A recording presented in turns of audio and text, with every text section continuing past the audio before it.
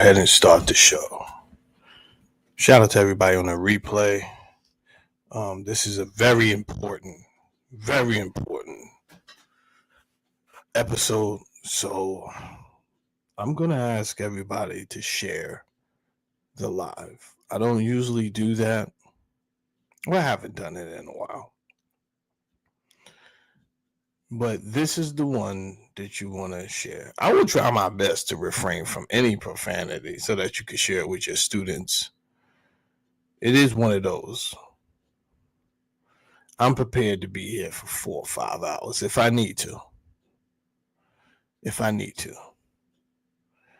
I changed the time a couple of times to start, so some people may not be in the building. Sticky, what's good, bro? Let's get to it, man. I'm not playing with these people. I'm tired of playing games.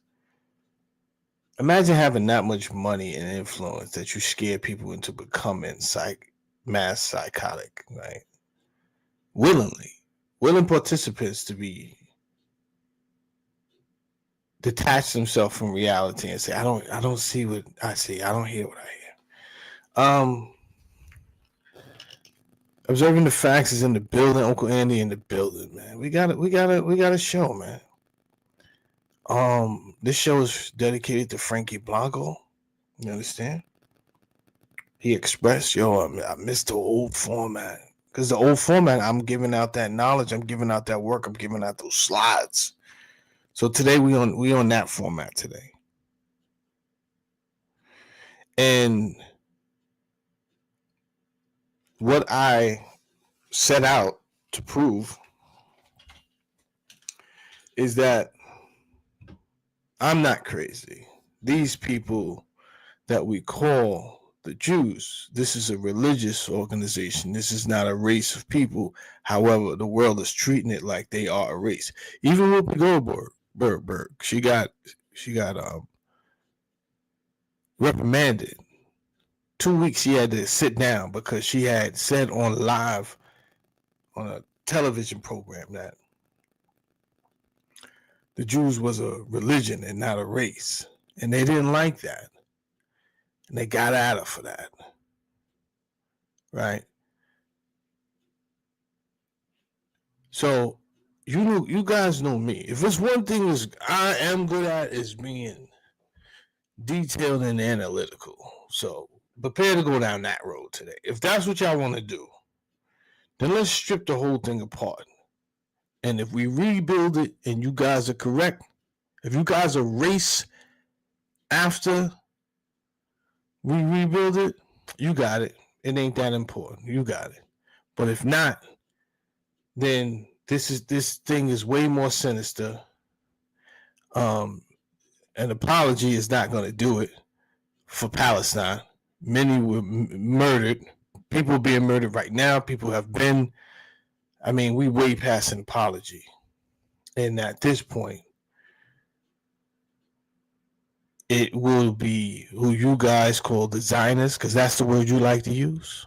You like to use that because what it does is it kind of protects some of the other Jews who could secretly still just be cordial with everybody, but still personally believe, I do believe that we deserve that land over there in Palestine.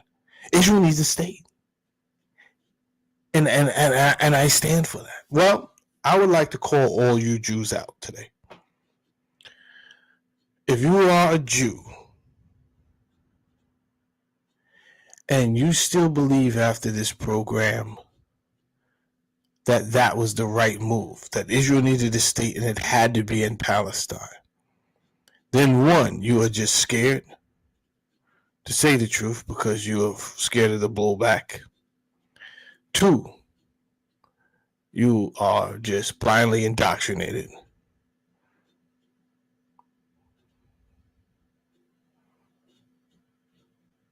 3, you are evil. I get one. I definitely get one. Right? He's like, I'm not ready to make that move yet. As a Jew, I'm living good over here. Is that like what problems do I have? Why would I just stick my neck out like that? Right? We're living on top of We're eating over here, baby. What? Listen,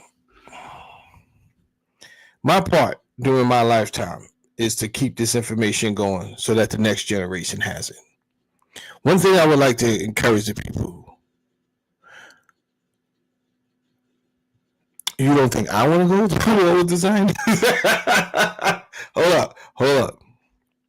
My one of my subscribers said he don't think I want to go to war with the Zionists.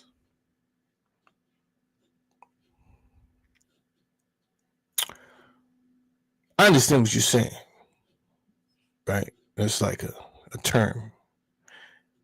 I didn't ask for war, I asked for the truth. But do the Zionists, let me ask you this, Sticky, because this the way you look at it, it's optics. Suppose I don't want to go to war with the Zionists because I'm alone. But what if everybody that's scared wasn't scared no more, and they stood up and they said, actually, Jamel, I didn't even get the show started yet. He said, you don't want to go to war with the Zionists. When after my show, everybody stands up and like, you know what? You're right, Jamel. You're right. What do we do about it? Then what? Do you think the Zionists could beat out? They could beat me. Do you think they could start beating up millions that wake up after that? No. See, as long as you're scared, bro, don't nothing change. Remember that part in Troy? He said, are you going to really fight the giant? I would never fight the giant. And he looked at him, he said, and that's why the world would never know your name. Ah!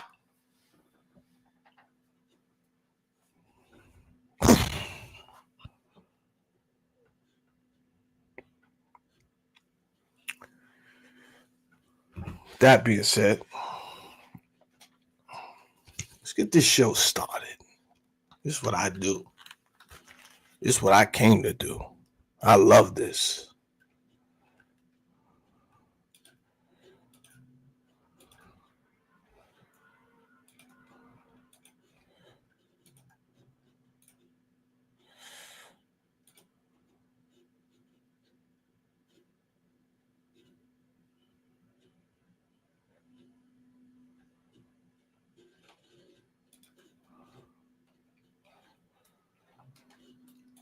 Let's start here. Let me know if y'all got the Let me know if y'all got the audio when it play. 22 minutes. Thank you. We've got a big audience here. Many of them seem to be patriotic supporters of you, Mr. Hegseth. Some of them seem to be liberal critics of you. I would note that it's only the liberal critics that have disrupted this hearing. As was my custom during the Biden administration, I want to give you a chance to respond to what they said about you. I think the first one accused you of being a Christian Zionist. I'm not really sure why that is a bad thing. I'm a Christian. I'm a Zionist. Zionism is that the Jewish people deserve a homeland in the ancient Holy Land where they've lived since the dawn of history. 1 second. We're gonna go back to what he said. Uncle Andy says I would never wear headphones if I had nice speakers like those. Uncle Andy, the reason we wear headphones, if I played the audio, it would go into the mic. So it would essentially cause a double, like you would hear everything twice. You would hear it out the system, and then the microphone would pick it up, and then you would hear it too. So that's why we wear headphones, bro.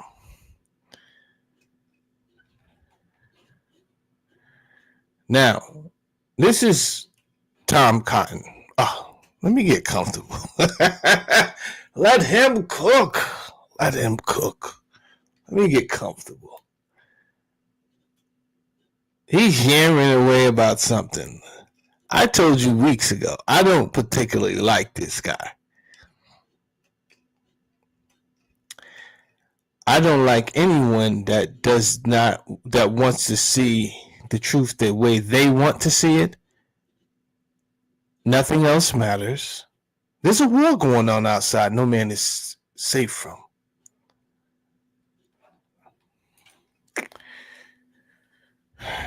I'm not here for a long time. That's what you must understand. Don't be afraid to die, bro. You understand?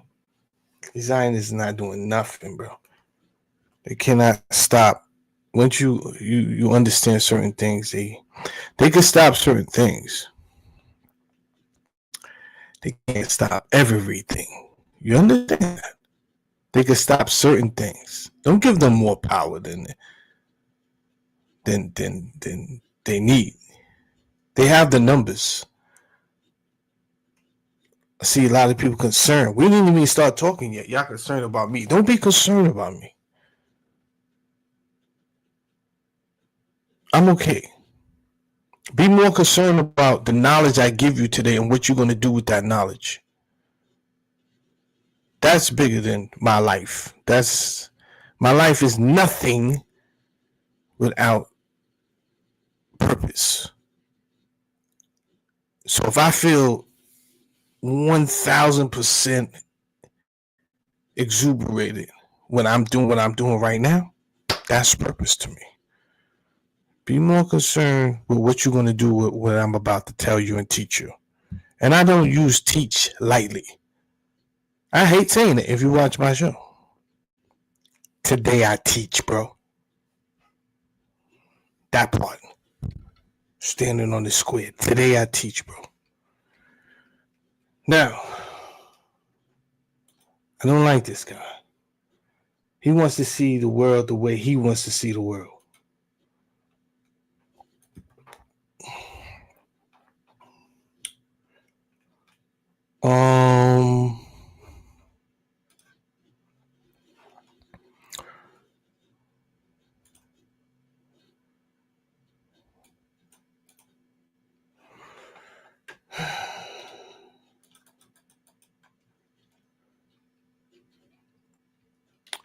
This is a bill that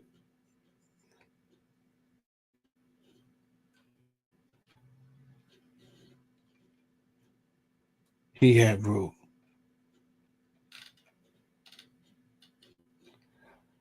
Give me a second. This is Tom Cotton. To prohibit federal funds from being made available to teach the 1619 project curriculum in elementary schools and secondary schools and for other purposes. Mr. Cotton introduced the following bill, which was read twice and referred to the committee on. To prohibit federal funds from being made available to teach 1619 project curriculum in elementary schools and secondary schools for other purposes. Be it enacted by the Senate and House of Representatives of the United States of America and Congress assembled. This act may be cited as the Saving American History Act of 2020.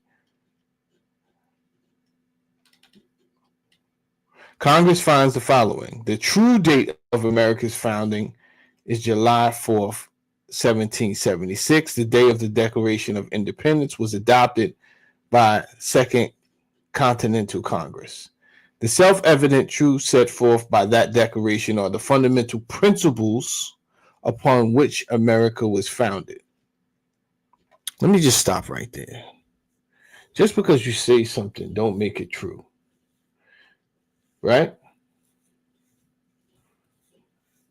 Now, in a way, he is right, because if they don't declare the official establishment from this point on saying, hey, now we are America, and it's not that in reality they wasn't a system, a society, a civilization before that date. Right? So I guess since y'all want to slow the conversation down,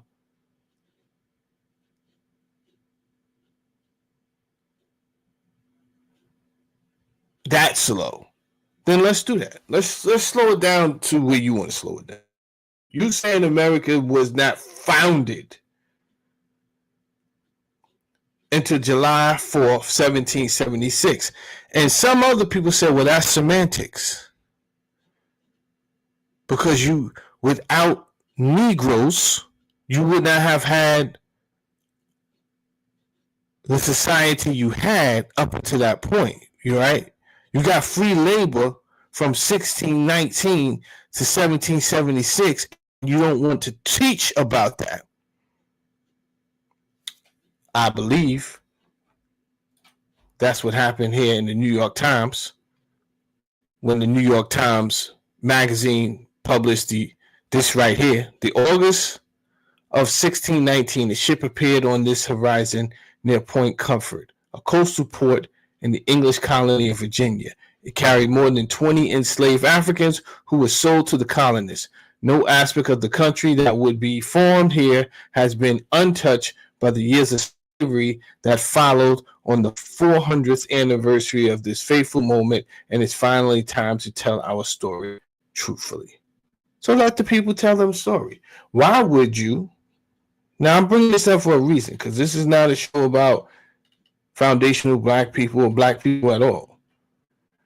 What I'm proving to you is there's always going to be a group of people that will be willing to stand up and let's obscure this. Let's hide this information. Let's not tell this information so the optics look a certain way. This is not new.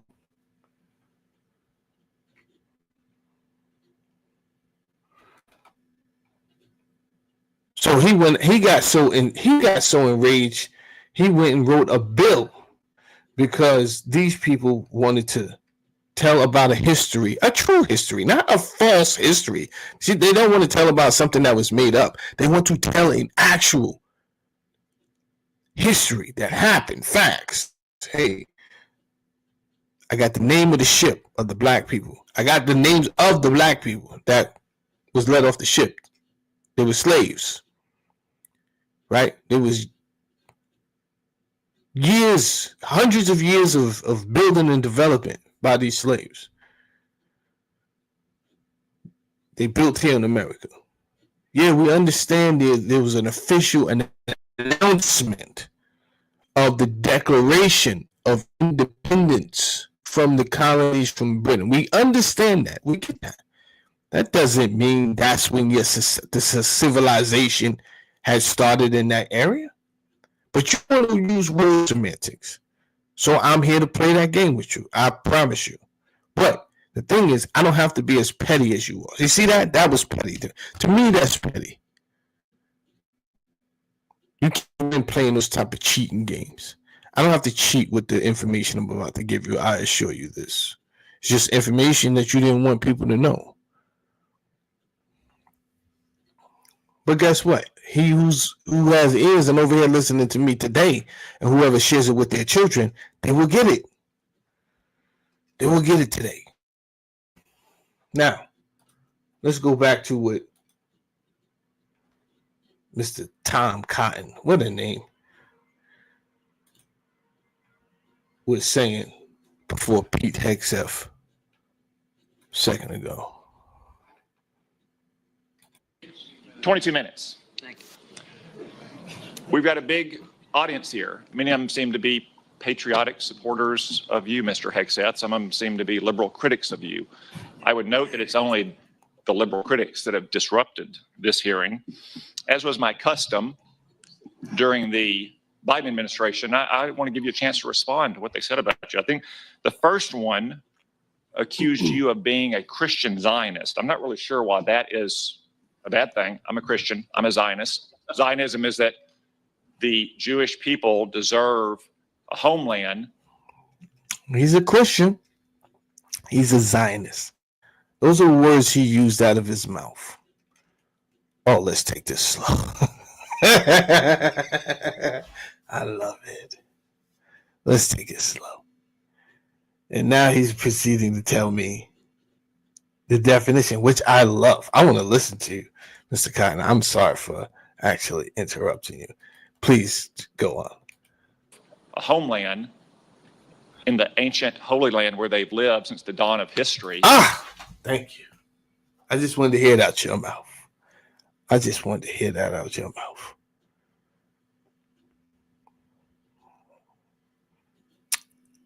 They deserve the homelands Not any homeland. They deserve the homeland from where they live since the dawn of history. Okay. Do you consider yourself a Christian Zionist? Senator, I'm a Christian, and I robustly support the state of Israel. Look at his excitement. I think he just messed his pants. You guys wanted to know why I didn't want Pete Hegseth in this position. I had listened to his rhetoric before he got the position, and he seemed a little bit too extreme, and no one is concerned with the actual facts, and everyone is concerned about groupthink. Nothing these people say is actual fact. I mean, talking about nothing. The people, the history of the people. This is a stolen identity. We'll get into that later. I don't want to just have a ridiculous conversation where I'm just throwing ad hominem attacks. I like to bring receipts to the table.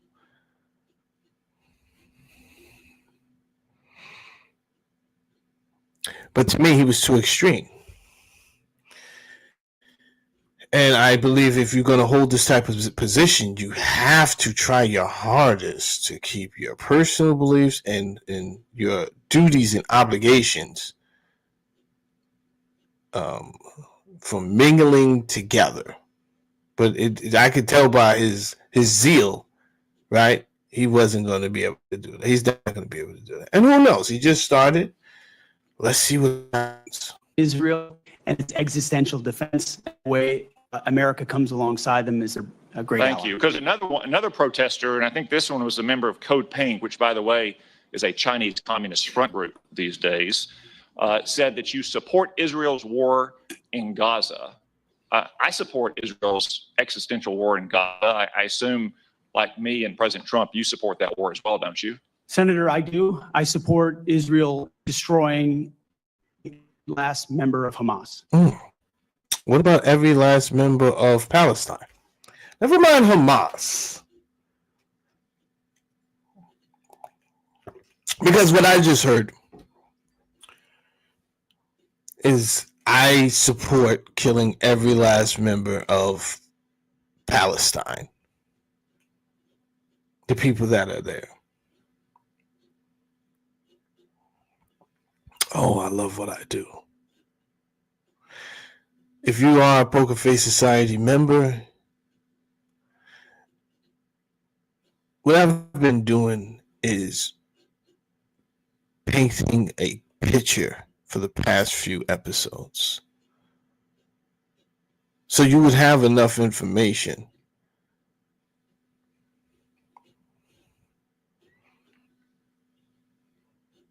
to start to understand me better. For some reason, since a little kid, I've been speaking in parables. I don't know what that's all about. But I discovered that I speak in parables. And I said, okay, that's fine. Let me, since I do that, and that's how I'm comfortable communicating, I need these people to understand me. And what they need to understand is that we're not all the same one. Now, obviously, he's a Caucasian man. Obviously, what he says enrages me. And it makes me feel like, I don't know, I get the sense of hatred, right? I don't want to call him a racist, right? But we're talking about we're human beings, and when someone says something like that, we know there's a group of people living in Palestine, and you hear the zeal in his voice, and it's like I want them. It's like, well, these are people that live there. What's your excuse again for wanting to kill these people? Oh, because it belonged to these Jews from the beginning of time. Okay, well. Since that's how you feel, I would like to start here before I start cooking. Let's start here before I start cooking. You guys go ahead, take your notes. This is the LA Times.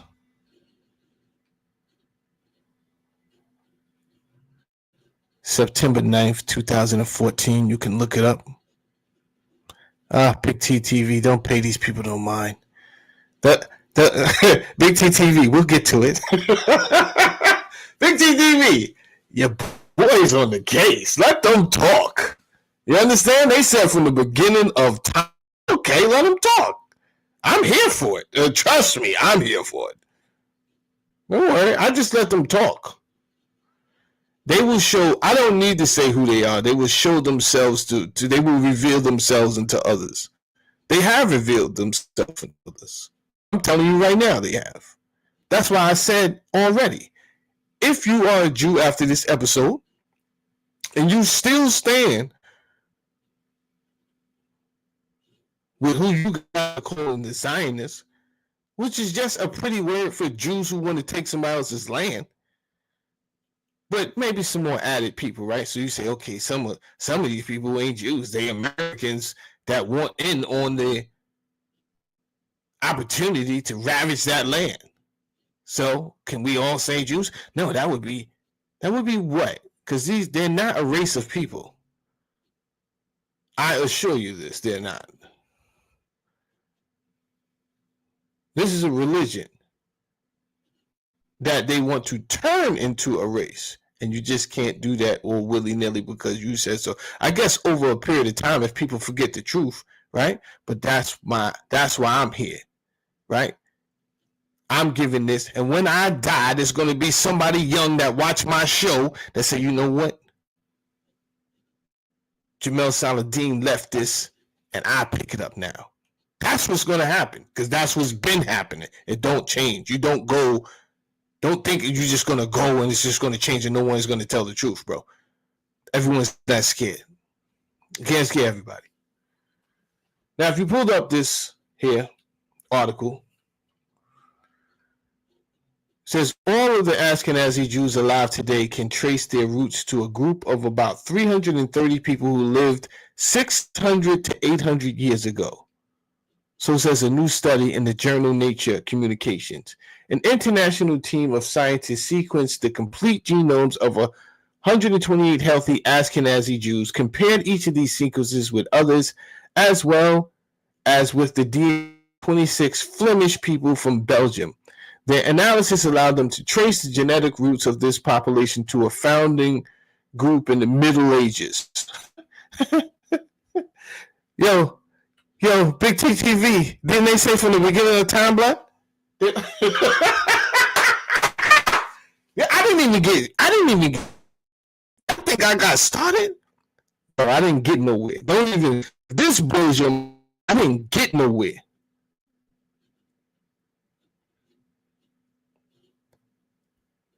We not even a half an hour into the show, and 20 minutes I was just BSing around with talking. Now that we finally started with the actual facts, right away y'all blown out the water. Says all of the Ashkenazi Jews alive today can trace their roots back to a group of about 330 people who lived 600 to 800 years ago. This has allowed them to trace the roots of the genetic roots of this population to a founding group in the Middle Ages. What happened to the beginning of time? The Middle Ages? This is not me making this up. This is the Los Angeles Times. The author is Karen Kaplan, and she wrote science, and she's a science and medicine author. Hello. Who I'm sure was fired. Who I'm sure her career was ended after this article. Yes. She put it all on the line, and I'm sure she's nowhere around today. He's at a Starbucks. Check career to a barista immediately.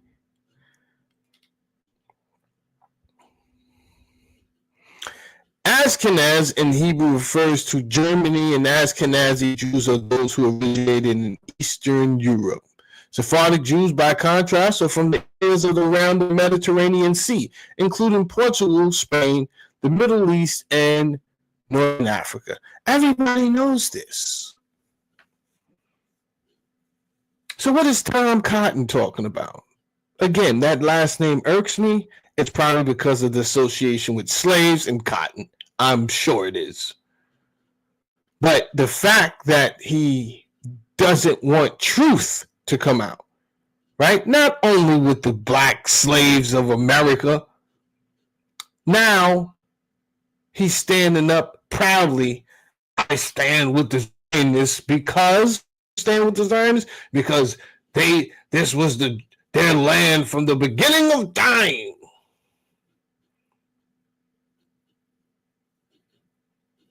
Rhetoric. Senators out here spewing rhetoric. And guess what? Here's the sad part, people. There's a lot of people that's just going to listen to this man because of the Stanley Milgram experiment. He is a person of authority. If someone is in authority and they say it, it has to be true. That's how many people live their life. That's why they say, just listen to them. Well, just, the people that tell us what to do. Don't be silly. The people that tell us what to do. The people that tell you what to do, bro. I assure you I'm a glitch in the matrix.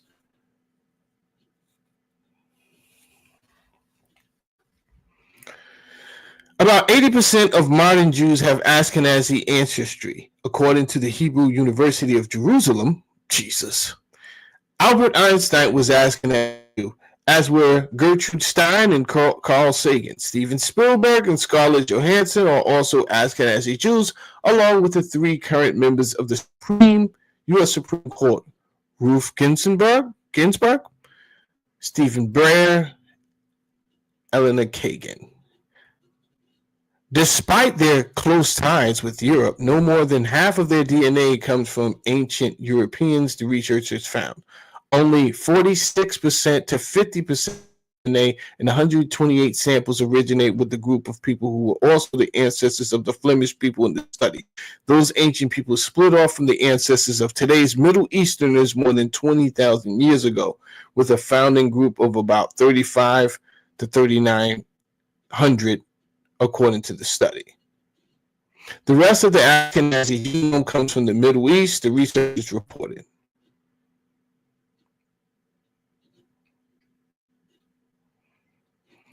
This founding group fused with the European founding group to create a population of 250 to 420 individuals. Those people lived 25 to 32 generations ago, and their descendants grew at a rate of 16% to 53% per generation.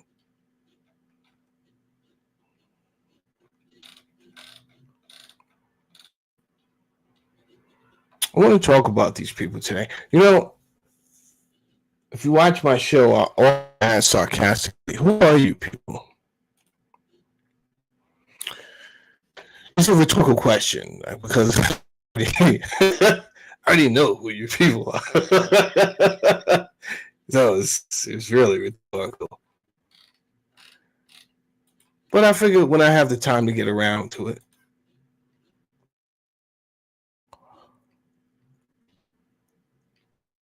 To it.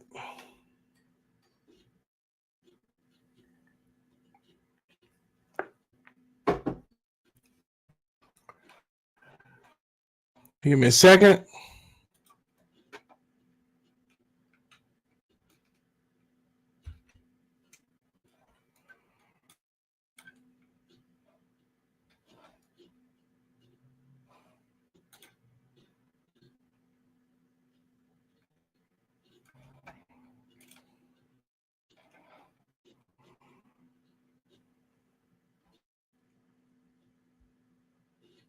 Ashkenazi Jewish ancestry linked to the Khazarian national ID. Is this a case of stolen identity? Let's get into it. First of all, if you listen to my show, you hear me say all the time, like Shemitic. The term anti-Shemitic doesn't make sense, right? So for us to be using that, I don't like to use it because it doesn't make sense.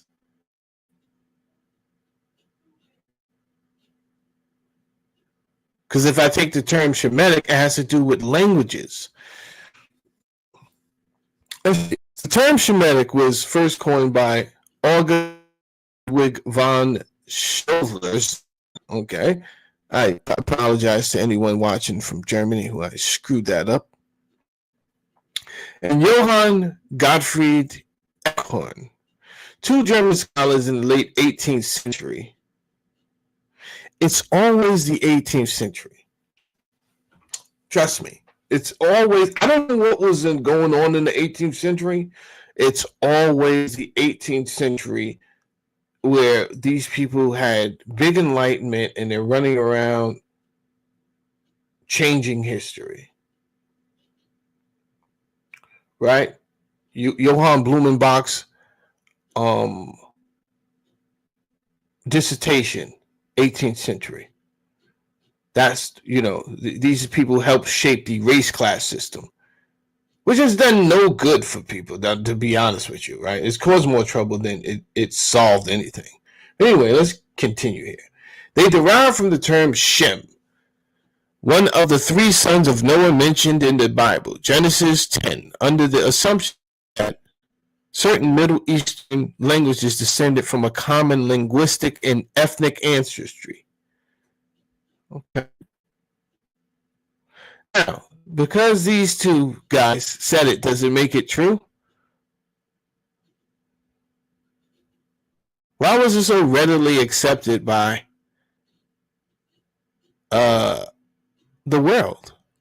Nonetheless, this term was coined in the 1700s, and we're running around as if it was here from the beginning of time, right?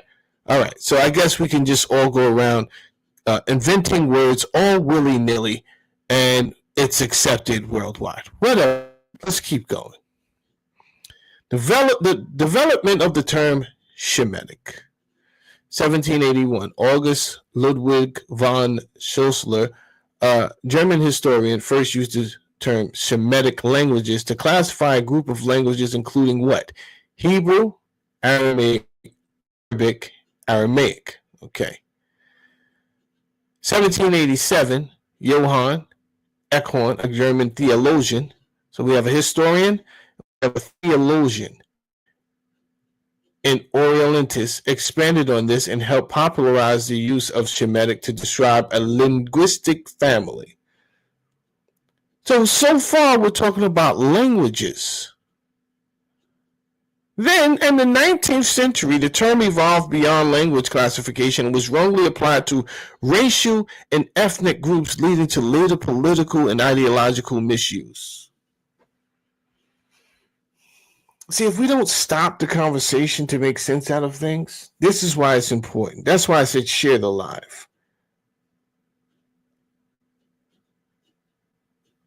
Then this lie, just like the printed money that they print out nowhere, it's not earned from an exchange from goods and services. They just print money and push it into society and act as if they don't know it's going to have an effect.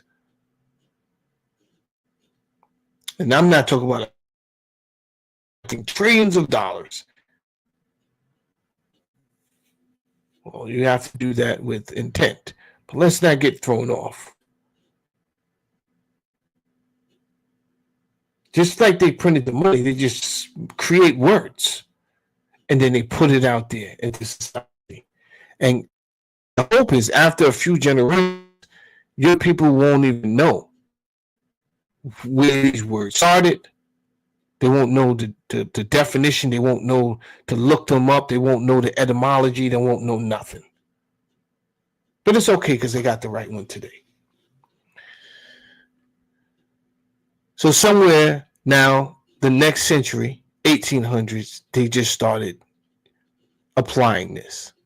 The development of the term, Semitic, late 19th century, 20th century, the term anti-Semitism, here we go, was popularized Wilhelm in 1879. So let's see here. You got 17, so that's 100 years later. Almost 100 years later. See, that's how they do things. patience. I'm telling you, I'm going to show you today. It's about patience, and it's about as long as I did my part, they feel fulfilled. And then the next person who's supposed to take it on, I'm going to show you today, they have no problem living like that. And once your people can do the same thing and accept, I'm going to do my part, and as long as I did my part, I could leave this earth and then somebody will pick it up. Then there'll be change. We don't have to be scared of these people. What they have created affects everybody outside of their demographics. So you're not strong. You're stronger than Jamel Saladin. You're not stronger than all of us, though. I promise you that. But all of us don't know that we don't have the education. We don't know how to articulate what's going on. I'm here for that. I got you.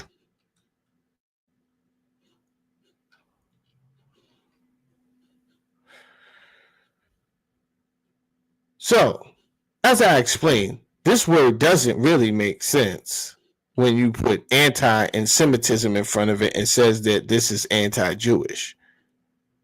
And if you think it doesn't make sense now, it's definitely not going to make sense in about 5 more minutes.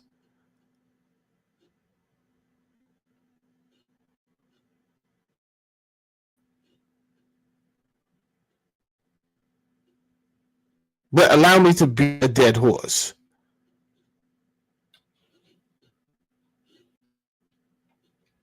The term Semitic had nothing to do with Judaism at all, as we can see. Why the world was okay with turning this into something that the Jews could use to protect things they didn't want to explain, right? Because that's what it seems like, a tool that explains something. Anytime they feel cornered into with their back against the wall and it feels like they're going to have to show some type of account or accurate receipts of history, like, yo, you've been anti-Semitic. And it's like, yo, bro, I didn't ever say I hated you. What are you talking about? I'm not against you. I just want to know why you're doing this. Well, I think it's anti-Semitic for you to even imply. All right, no problem, bro. I heard you. What is that? What does Semitic actually mean? Linguistically, it refers to Shemitic, a language family, which includes what? Hebrew, Arabic, Indian, Amharic. Historically, it was used to categorize people who spoke these languages. Misused. Over the time, it was misapplied to refer to Jews specifically. Right. Despite the fact that Arabs, Assyrians, and Ethiopians also speak Semitic languages. So that's why it truly doesn't make sense when you say you're anti-Semitic and then you're only talking about Jews. Who allowed you guys to get away with this for so long? We did, because we're chicken and we won't stand up in fear of being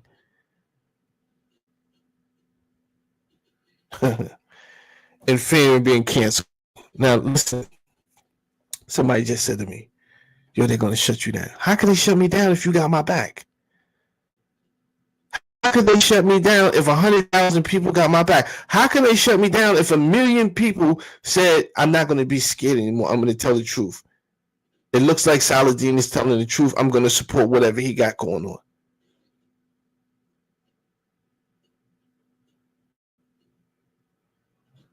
They can't shut that down. They would know very fast our business over here and continue and not be distracted by that over here. That's what they're going to do. Up like Doji. Remember Doge, the actual digital coin? That was a joke.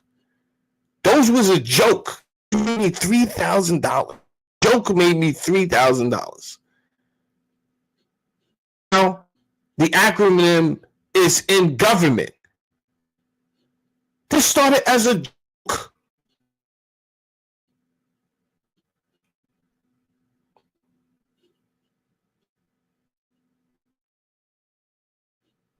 You know why I grew Doge?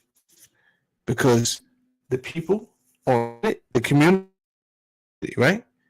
They say, nah, we control things. Let's show them. I'm gonna push it up just because y'all said we can't do it. They said we're gonna prompt it up. The same thing they did with GameStop, bro. The power is in the people staying together, I assure you. I have the script, and it's not a secret. It's actually in the Bible. It's solidarity. When you have solidarity, that scared the gods. They was scared. They was like, yo, Yahweh was scared. He was shaking in his boots.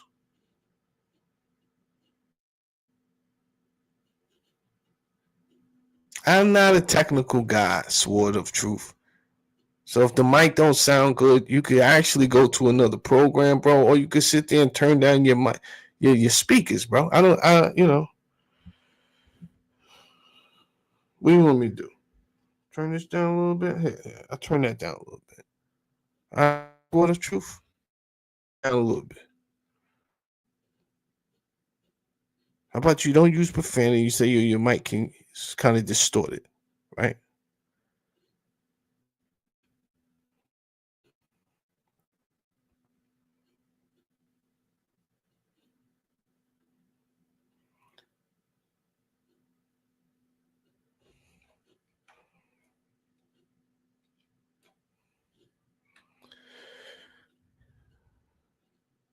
Let's take a look at what's the difference between and Turkic. Semitic, a branch of Afro-Asiatic language family. Turkic, a branch of Altaic language.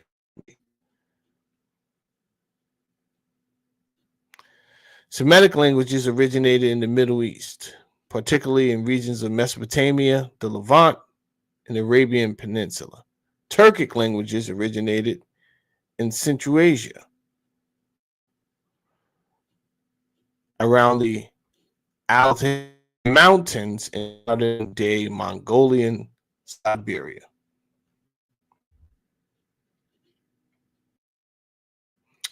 A Semitic language, Hebrew, Arabic, Aramaic, Akkadian. Turkic languages, Turkish, Uzbek, Kazakh, Tatar, and I'm pretty sure I'm going to mess this last one up, but I'll try. Uyghur. I'm pretty sure that's wrong. Cultural and ethnic groups. Semitic peoples. Ancient Mesopotamians, Canaanites, Hebrews, Arabs, Ethiopians, Assyrians, and Phoenicians. Turkic peoples, Khazars, Turks, Uzbeks, Tatars, Kazakhs, and Uyghurs.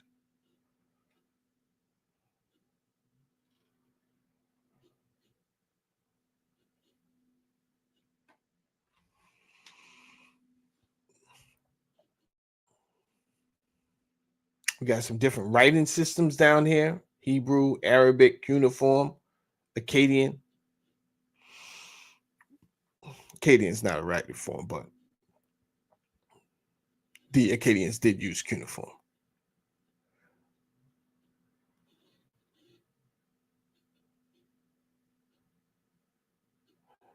So basically, there are some key differences between Semitic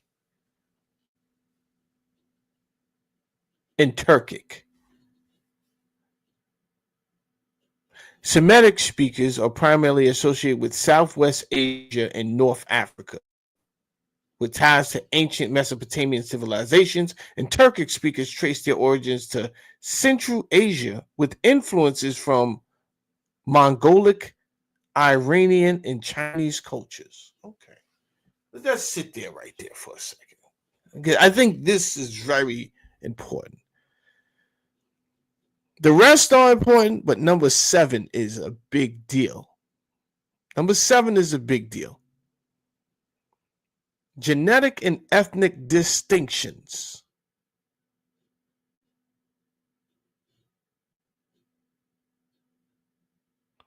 Well, thank you to the LA Times, Los Angeles Times. We've kind of already bust the case open on the genetic part of these Ashkenazi Jews. They did the work for us. Science and medicine did the work for us. Fauci said trust the science. So if I'm trusting the science, Tom Cotton said these people was here from the beginning of time, and I don't know. The science says these people just sprouted out up in the Middle Ages somewhere. We'll see. But it doesn't sound like they was even around from the beginning of time to even be able to claim the land of power from the beginning of time. So who do you mean? You mean Jews? Judaism is a religion. So yeah, there's been Judaism since Judaism started. No duh. That doesn't mean that anybody can convert to Judaism. Anybody can be a Jew. Jamal Burrows, whose entertainment name is Shine, is a black Belizean. He went to jail. He converted to Jew, right? He even came home after he went to jail and lived in Israel for a little bit. Do you run around saying he's not a Jew? Is that right? Is that fair? He's not. You say that to him? You're not a Jew. Well, who are you to?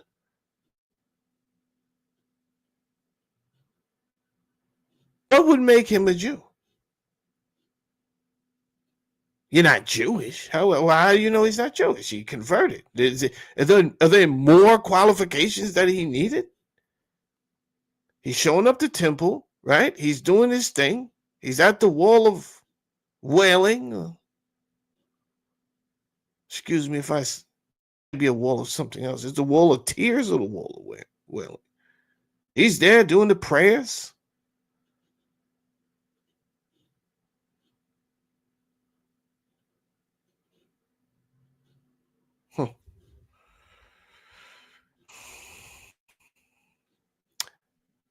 Why this bringing this up? The Khazars were Turkic speaking, not Semitic speaking, right? Their conversion to Judaism made them religiously aligned with the Semitic faith, but they were not ethnically Shemitic, if that is the thing. You understand? Because I guess the term of Shemitic is really saying people that spoke these languages, we're going to assume that they're from these regions.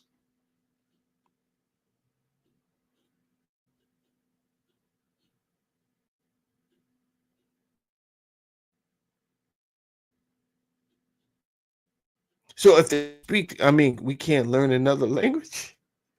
But if they speak this, guess what? Then that means they was from this region.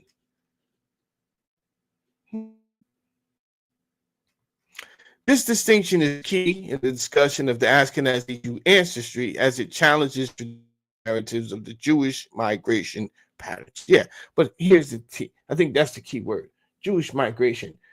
Why are there people? Why are they going out their way not to tell you guys about the Khazarian history? Right? You ever heard of Attila the Hun? Right?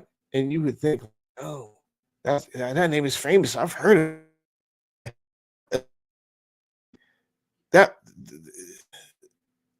You know that for that name to be that famous that you know it, but you've never heard of the Khazars, it's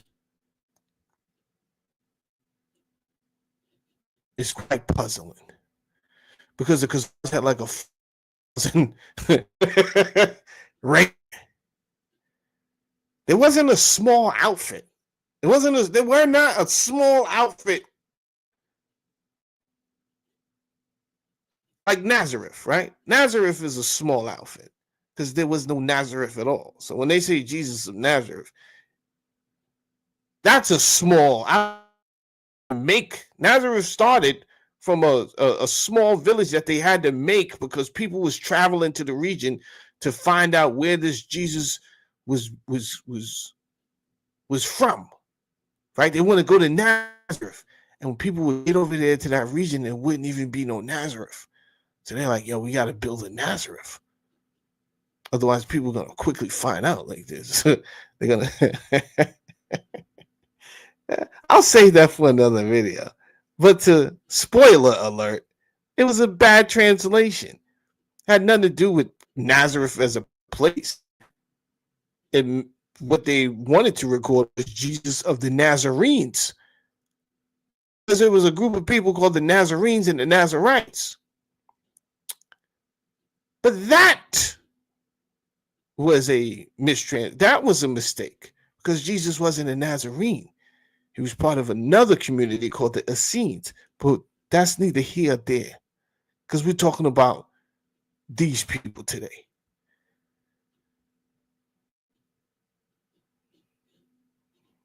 And mind you, I do not hate nobody. I am not mad. Well, I am mad at people who go over to Palestine and kill people and cause their people to be very extreme and retaliate. And when they do, you call them extremists. And then you tell me about all the bad things that they've done. And you want to leave out everything you did. And that's crazy to me. But other than that, I do not hate any Jew. I don't hate anybody. Let's talk about the difference between Israelite and Hebrew for a second, because a few terms are being thrown around interchangeably, and this also causes an issue. So what we must do is stop the conversation totally. Everybody just stop.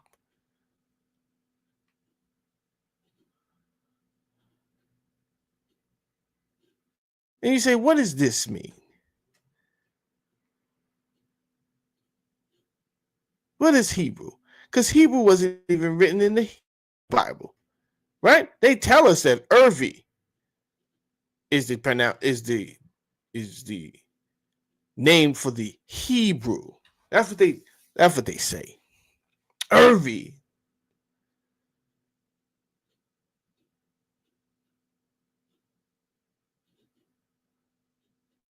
Where did this term come from?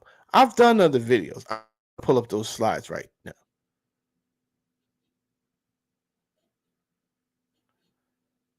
But there was another group of people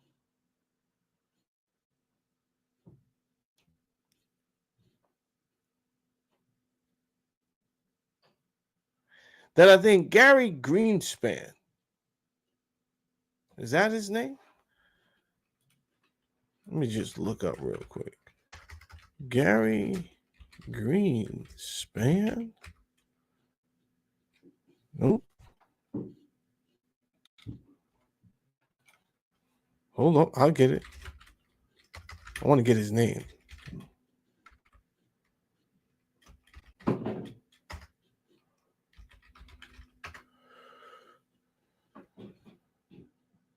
I'll get it. It's right here. Greenberg.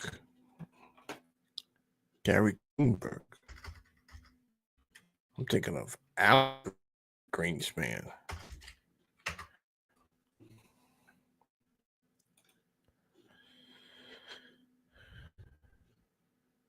Don't nobody go nowhere. Taking my time today. As my internet takes its time today. Yeah, it's Gary Greenberg. Gary Greenspan. It's crazy. Gary Greenberg. Now, let me just bring this over here real quick so you can see what's going on here. All right. The name of the book that Gary wrote was The Moses Mystery, The Egyptian Origins of the Jewish People.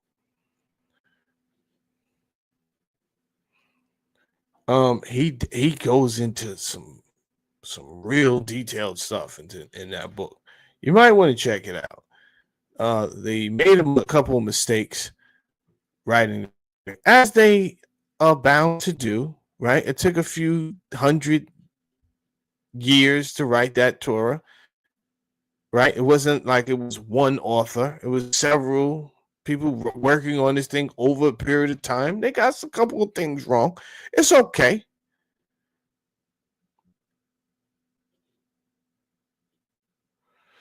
They were captured by a couple of civilizations before they were released back into the wilderness. And then they had regroup and decide how to move forward. And then they were fighting over what doctrine was going to be the official doctrine. This is regular elementary human stuff that they went through. But you better leave room for error. If not, then, I get it. You believe in your religion and this is an infallible word of God. It's not the infallible word of God. I'm just letting you know that right now. And that's not blasphemy. That's real. That's being real. These people were captured by Assyrians and Babylonians and Persians. They was in captivity, bro.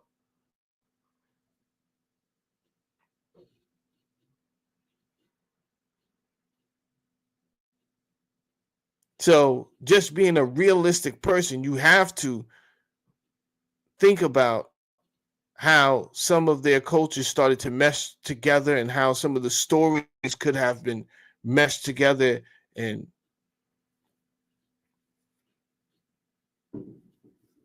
it could have borrowed stuff from other civilizations. You understand? Anyway, I'm pretty sure that's what happened. But nonetheless, right now, let's get back to this. What's the difference between an Israelite and a Hebrew? Well, the term Hebrew is first used to describe Abraham, which means one who crosses over. Now, many people equate this to, when you say crossover, what are you referring to? Crossing over the Euphrates River from Mesopotamia to Canaan? Yeah, end of time. Don't worry, I'm there.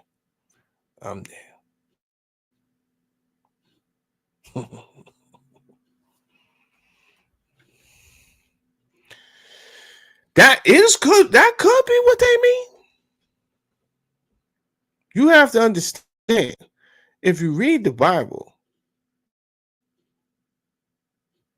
they really start off with Abraham's father, who's really leaving that region, right? Because they tell you where his father is from, Ur of the Chaldees. So that already tells you, okay, he's from this place here. If you go to look up what those who there was into at that time, that's straight up Mesopotamia. That's not the Levant. Straight up Mesopotamia over there, and we could pretty much kind of take a gauge at who his God was at that time. Is more than likely going to be Marduk, right? And you could kind of know what they into already.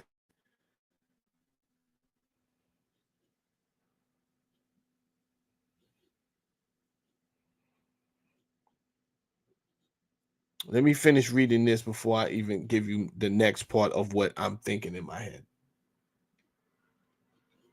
It says the Hebrews were a nomadic Semitic people, originally from Mesopotamia, true, later settling in Canaan and Egypt.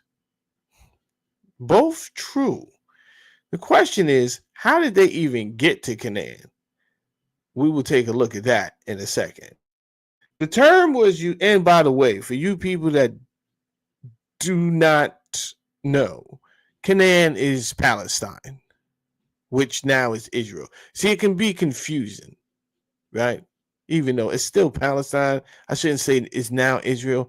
Israel is the size of New Jersey. So why we give them trillions of dollars for it? Because we would like them to do something. What we want them to do is up for interpretation.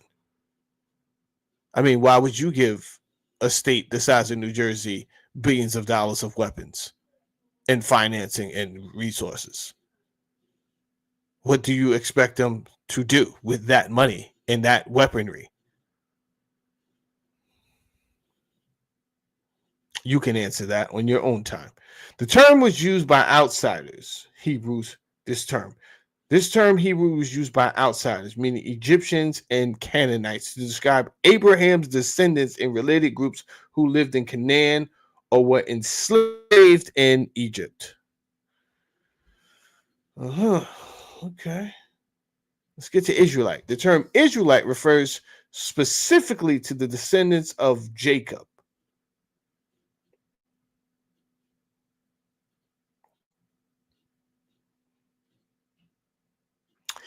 So let's slow the conversation down. We're not really going off of a worldwide historical standpoint. We're kind of going so far. We're talking about Abraham and we're talking about Jacob. So we're kind of going off of a religious history standpoint, right? Is there any chance at all that this religious history could have been manipulated like Gary Greenberg suggests? We'll get there in a second. The term Israelite refers specifically to the descendants of Jacob, who was renamed Israel after wrestling with an angel in Genesis. Okay, again, this is all religious context, right? So here we are in 2025, and religion, we're still having religious wars. We're primitive. We're a primitive people. We have not transcended.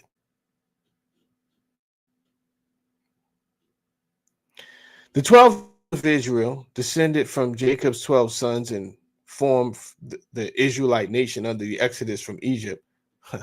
Jesus Christ. The Israelites became a kingdom under King Saul, David, Solomon before splitting into Israel, northern kingdom. Yeah. All right. So here's my thoughts on that, because I don't want to beat around the bush. I don't believe that story. I believe this story was fabricated.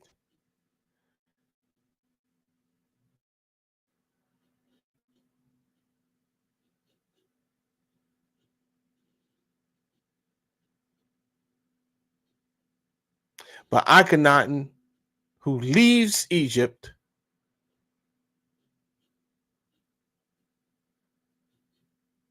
and starts his own group of people.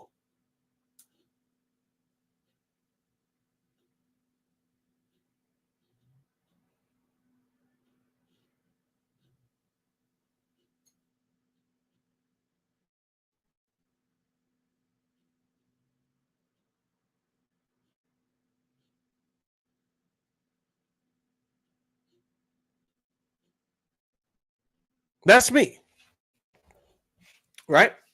I won't get too much into that right now. I can do a whole nother show getting into depth in that. It's not that like I haven't spoke about that before, but we can definitely do that again.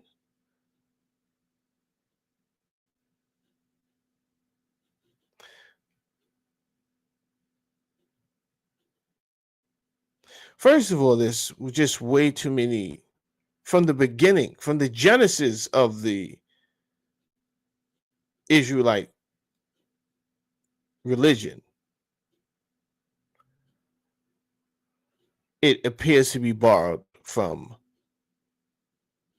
Sumerian and other Mesopotamian histories.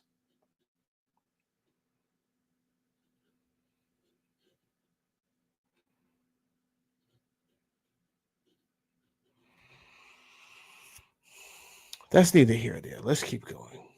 Let's get to this part right here. And I got some audio for you guys. But I want to lay down a base first, a foundation. Before we listen to the audio, let's get a good standing first. So, because there's a couple of things that you may not have known. So I don't want the author to be talking on the audio and it's going over your head. I would rather form a foundation, and then when he starts talking, you know exactly what he's talking about.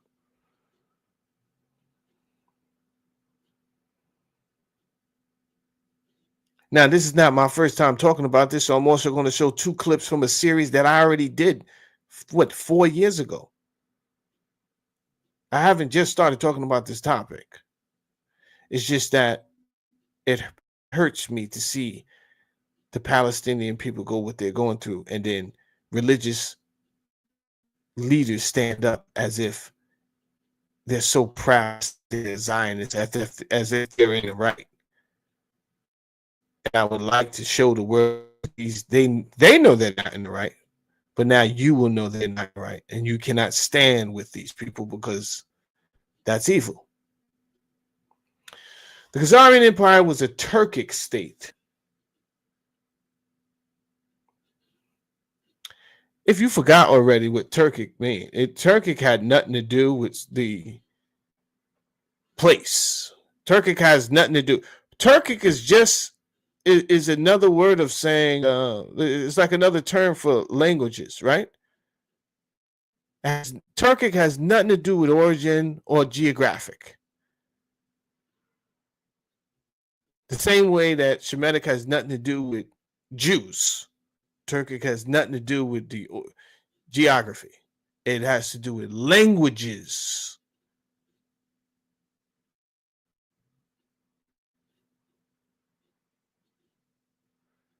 Now, if I learn to speak another language and our people learn to speak another language, start speaking this language, and we adopt a religion, then guess what? We can help. We don't have to. We can hide that a whole history, but we'll get to that. The Khazarian Empire was a Turkic state that thrived from the 7th to 10th century Common Era. Positioned between the Black Sea and the Caspian Sea, it controlled vital trade routes, influencing both Europe and Asia. The Khazars emerged during a period of great geopolitical shifts, acting as a buffer between the Christian Byzantine Empire and the Islamic Caliphates. The empire's strategic location and policies allowed it to accumulate great wealth and military power. Their unique religious conversion to Judaism set them apart from other empires. So from right there, what we learned is that, okay, there was a group of people named the Khazars from the 7th century to the 10th century, and they converted to Judaism. That's what we know so far. Let's continue on. Making them a mystery of history. Well, it's only a mystery of history because there's obviously a force hiding the history. That's the myth. What's the mystery? Not a mystery of history. Someone is hiding the history of the Khazars and the connection to the Ashkenazi Jews. What are you talking about? But don't worry. Today, we got time, cuz. The Khazars played a significant role in the formation of Eastern European civilizations.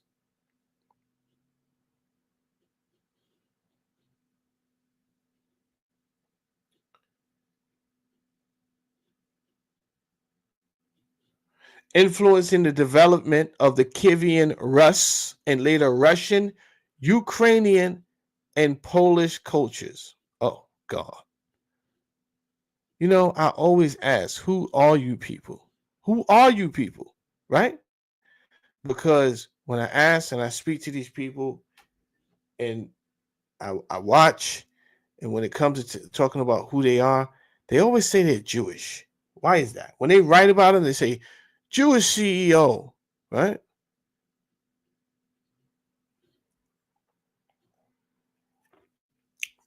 Rest in peace to Susan Wojcicki. And if you ask me, there was foul play there, but that's out of my pay. That's out of my pay. I don't know what happened to Susan Wojcicki. I just know she abruptly passed away. It's above my pay scale. But when I first started reading, it doesn't. I'm just pointing her out, right? But there's so many people that are Jewish, and what we will establish today is that that's not a race. It's not a national ID.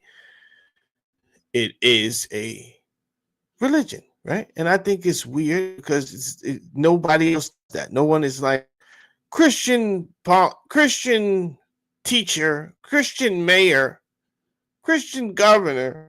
You just don't do it. But if they do it enough, then it makes it acceptable. Subconsciously, you start to really think this is an ethnic group.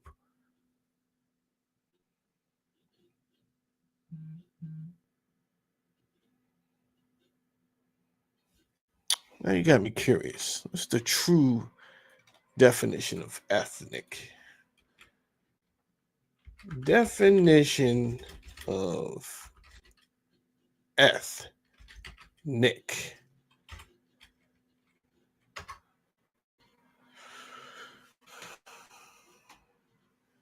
Of or belonging to a population group or subgroup made up of people who share common cultural background or descent. Huh. I wonder if there was an older definition of ethnic. And I wonder if AI would tell me. Let's look. What is the oldest definition? I gotta invest in a Black's Law book of ethnic. You see, they change definitions on you. You have to be very keen.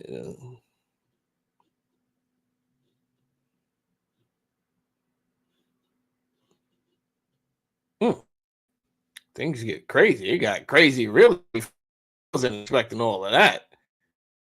Jesus Christ.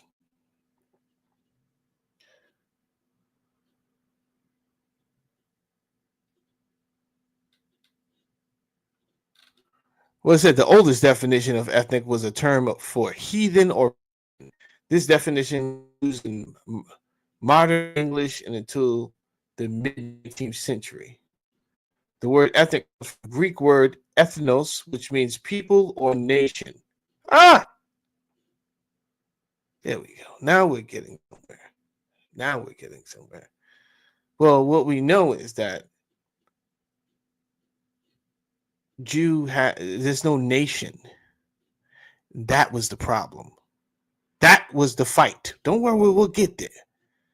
But they didn't have a nation to say, hey, we need a nation before we can stay with ethnic group. So then you have to change words to fit that into the meantime to say, just a true group of people in the same culture. I get it. Let him cook. So apparently this changed several times. Okay. No problem.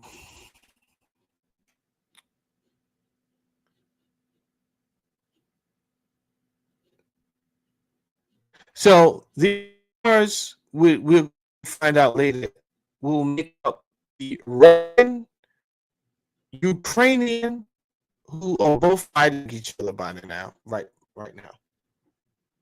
They're both fighting. And guess what? America just gave almost $1 trillion to this stupid war, right? Between these two groups of people who were once the same group of people. And you're like, USSR. No, before the USSR. I'm not talking about the USSR. I'm talking about before that. The same groups of people. They don't want you to know the history. which I'm going to tell you today.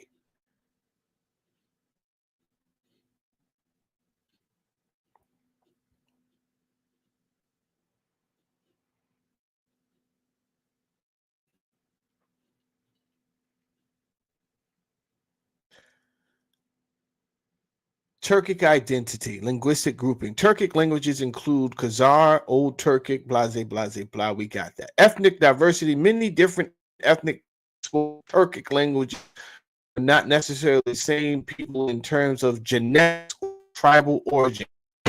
Facts. Turkic-speaking groups originated from Central Asia. Well, time was showing his last comment, but we're going to get there. But that's what he was getting to. And migrated westward into the Black Sea region, Anatolia, and Persia. Khazars and other Turkic states. The Khazars were a Turkic-speaking people. Their population was likely a mix of Iranian, Slavic, and Caucasian influences. Yeah, but here's the thing. If you go with that history, then it doesn't necessarily, it's going to be harder to connect to the original Jews, right?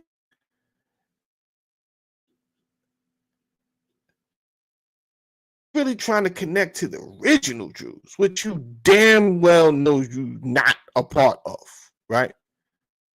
That story in a second.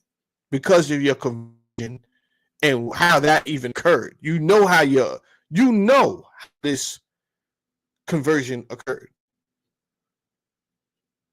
So you know for a fact you are not even part of those people you're trying to associate yourself with.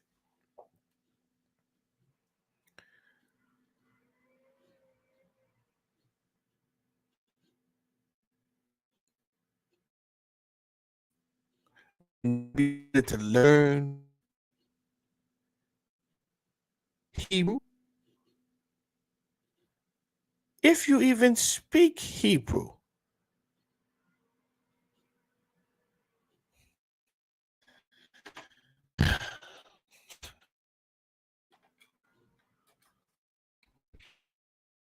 Yeah.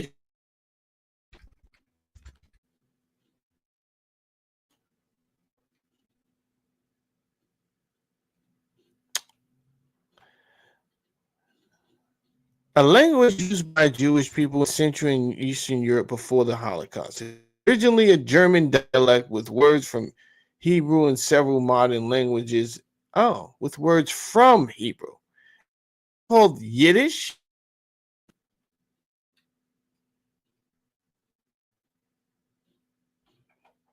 What we got going over here?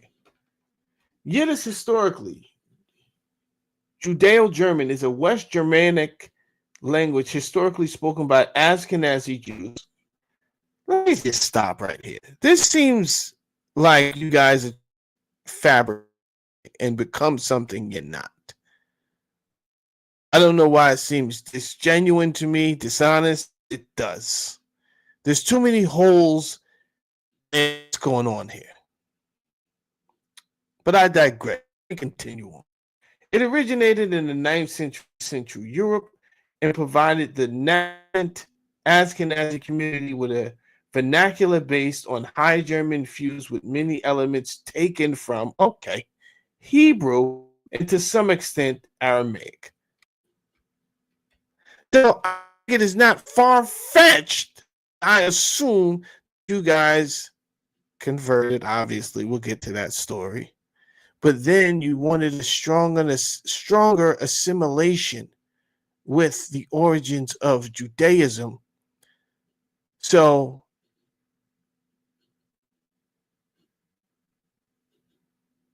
a language was implemented that would bridge the Germanic language with the old Hebrew language, and Yiddish is formed.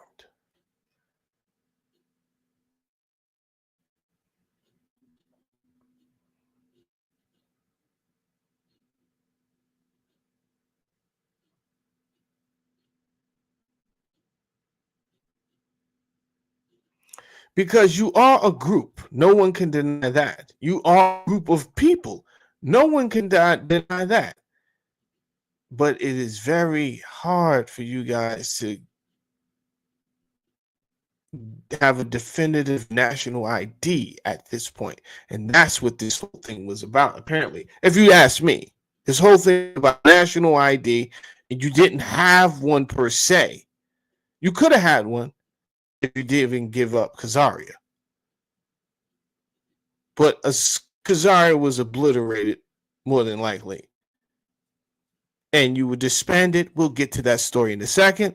And when you were disbanded, you went into Upper Europe and you broke off in your different directions. And the only thing that you held that never changed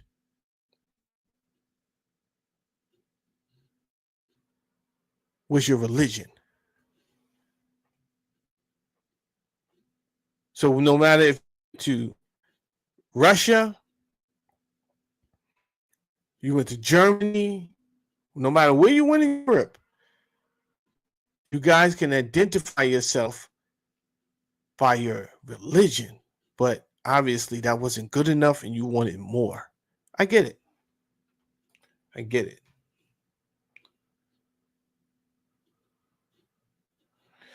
So it says down here, while the Khazars were linguistically Turkic, their ethnic composition was likely a mix of various nomadic and settled peoples from the region. Right. This is why you have all type of Jews. My question is, I want to beat a dead horse today. Why do they project it to the world as if they are a race of people? And why do you accept that?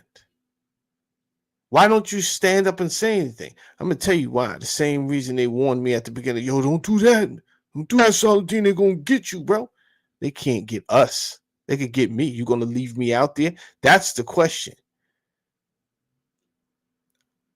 Now, I just threw the first stone. I don't even need nobody to go to their job, and I don't need you to pull a Jerry Maguire. I didn't ask you to leave your job on Monday. Yo, I'm leaving. Who's coming with me? The Jews are lying. No. Please go to work and do your job.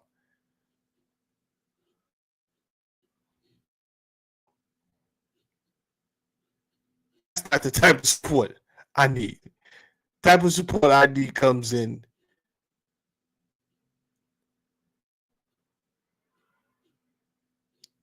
downloads of my app, Beyond UTV, out right now on Android mobile and iOS.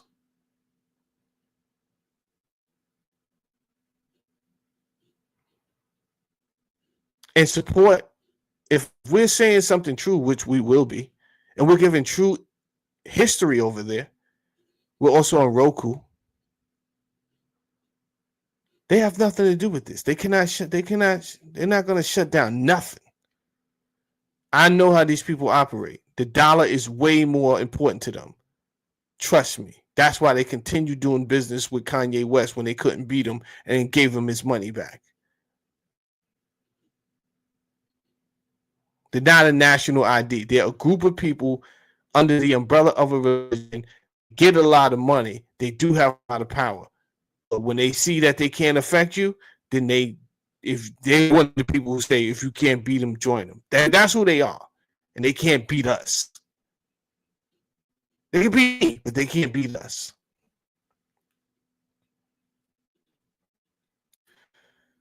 The Khazars originated as a confederation of Turkic speaking nomads, likely part of Western Turkic Khaganate.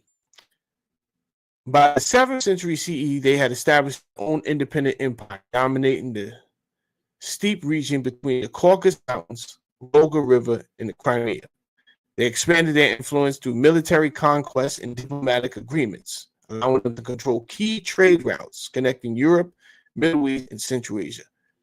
The Khazars adopted a dual leadership system where the Khagan, spiritual ruler, served as a symbolic figurehead, while the Bek, the military commander, controlled the army and the governance.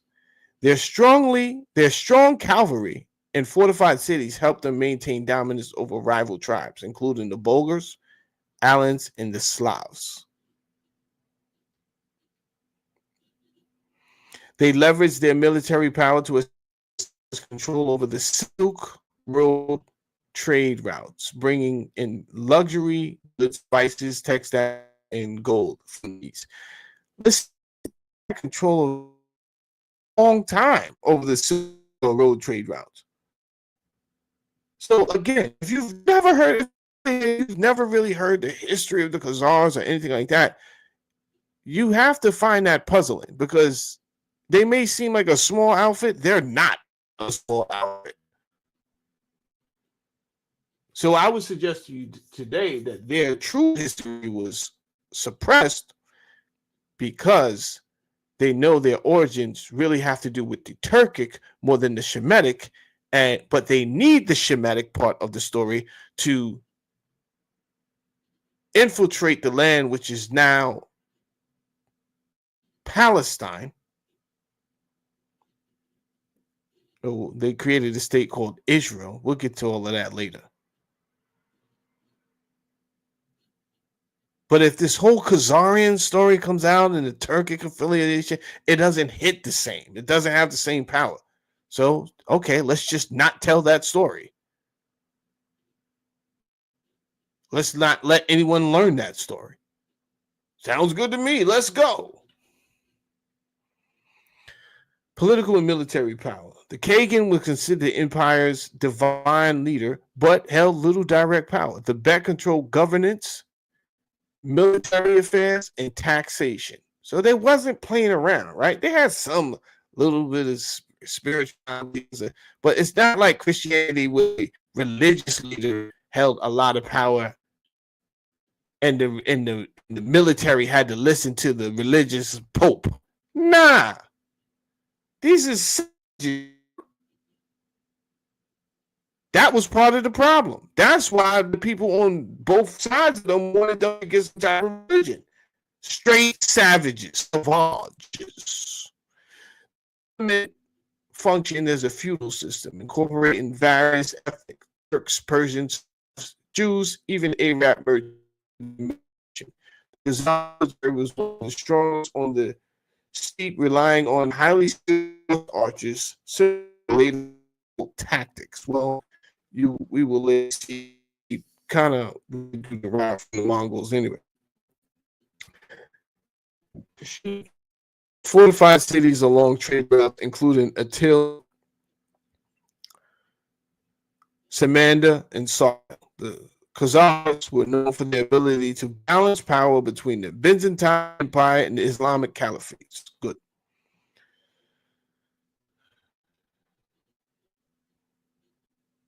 Economy and trade. The Khazars controlled the Silk Road trade routes, making them one of the wealthiest states in the eastern of goods from Byzantium.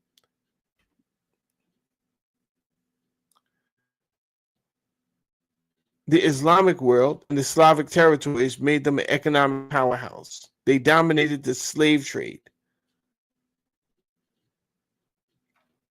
Don't let that one go over your head right here. This part here. The fact that they dominated the slave trade.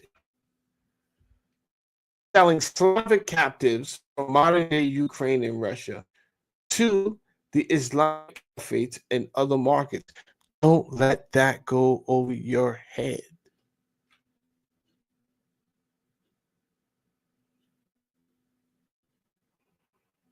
So I agree. Slavery has been around for a very long time. But let's not forget, especially to the black people, it was a lot of the Arabs that were slave catchers in Africa. I guess hurt people, right? If this is a sidebar, full sidebar mode right now, sidebar. What if in fact the Slavs or these Khazars that was doing business with the Islamic Caliphate, kind of like pushed that business, taught them the business.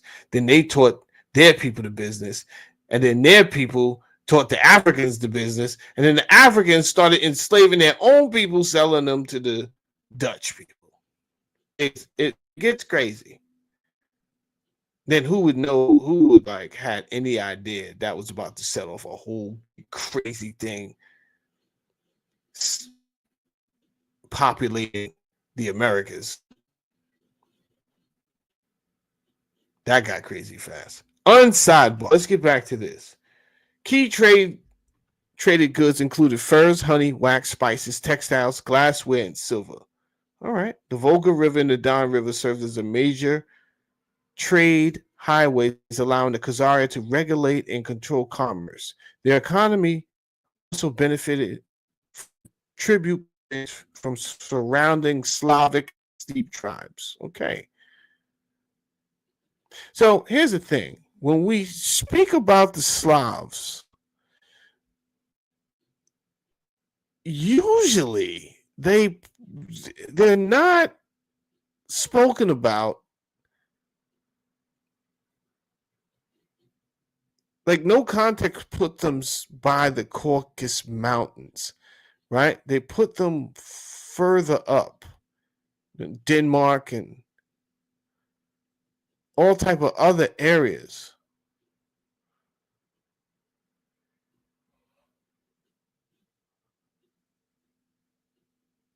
But now we know that that's not the only place Slavs were.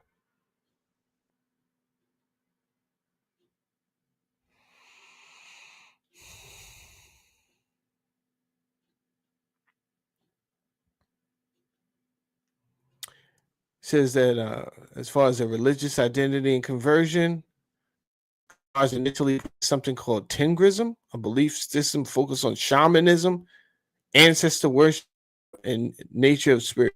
So before they converted, they didn't really have any. We know this. I just told you this sound kind of like the out doing their own thing, right? And I'm going to play videos later where I explain it. But then the conversion which was led by King Bulan, that happened later on. While the ruling class converted, the general population remained religiously diverse with Jews, Muslims, Christians. So basically, they didn't take their conversion seriously. And after the empire fell, they migrated. 10th century saw the rise of the Kievan Rus, a powerful Slavic state that sought to expand into Khazar territory. I don't know how to say that name.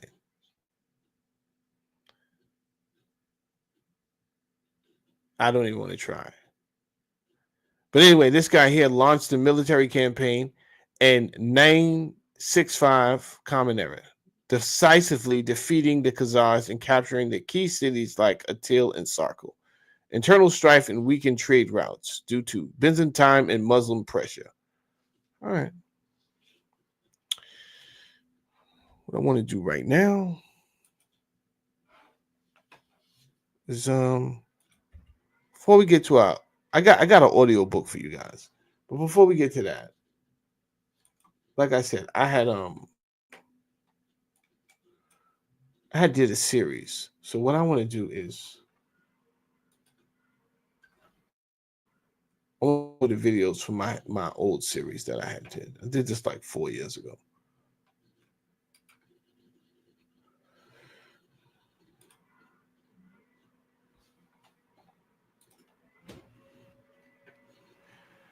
Now, if you read this quote, give me control of the nation's money, and I care not who makes its laws.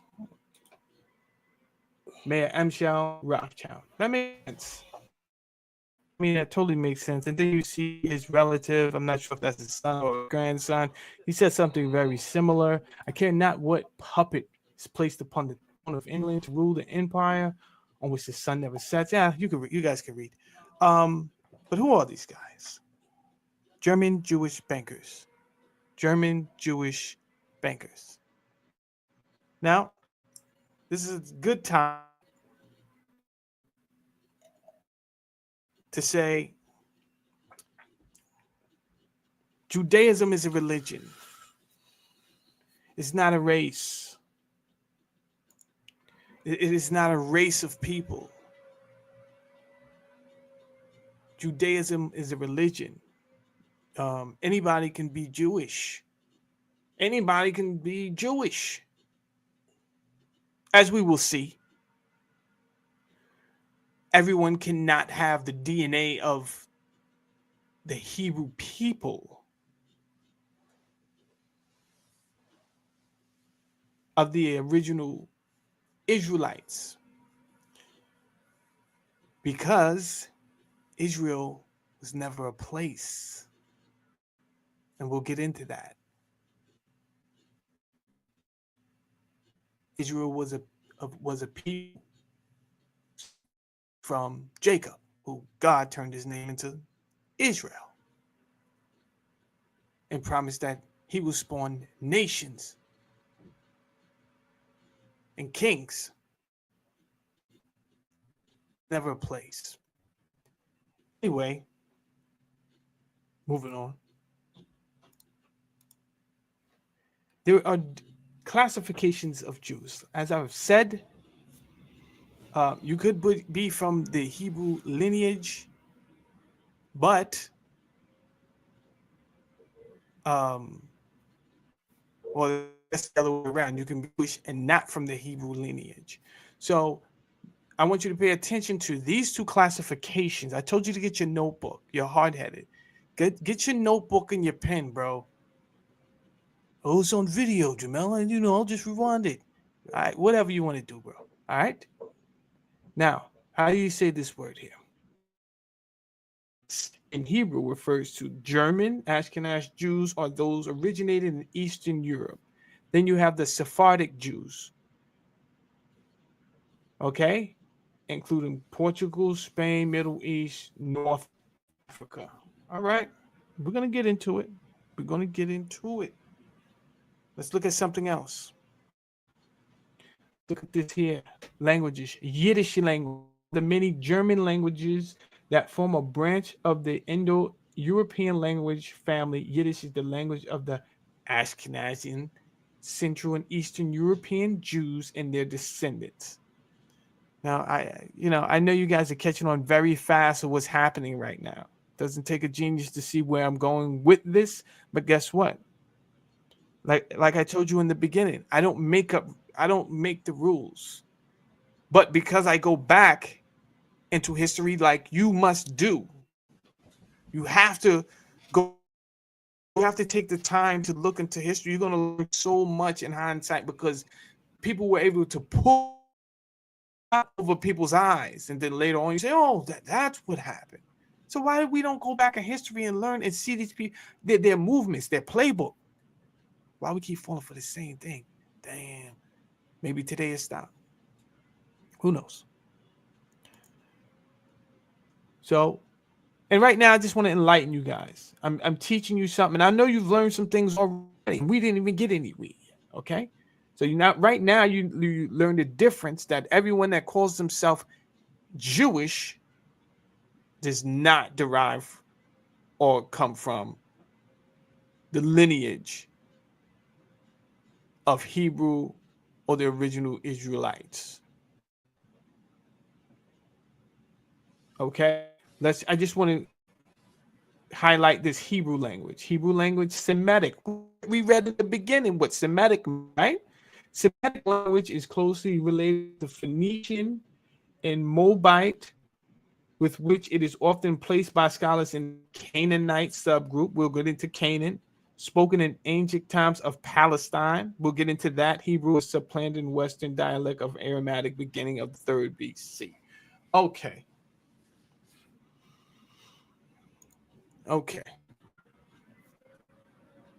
I needed to sink in. That's why I'm just being quiet for a moment. Of the Jews that you know that speak Yiddish,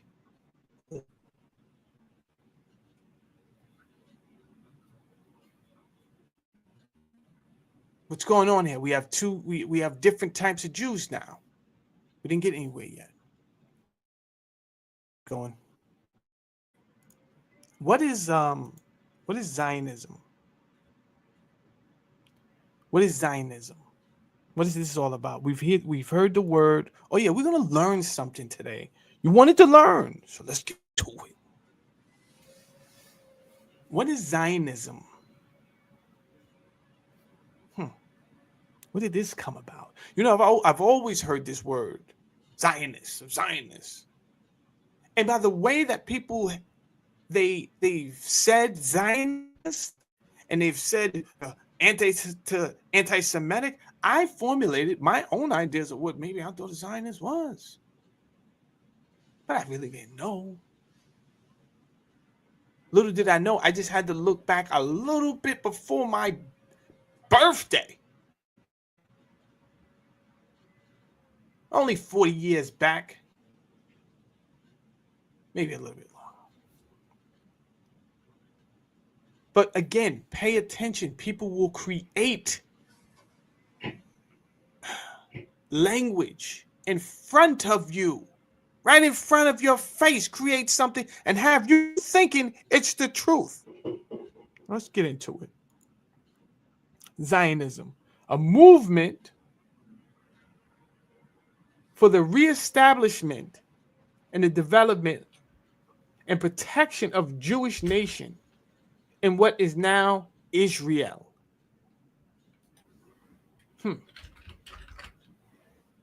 So, basically what this is saying is this guy Theodore down here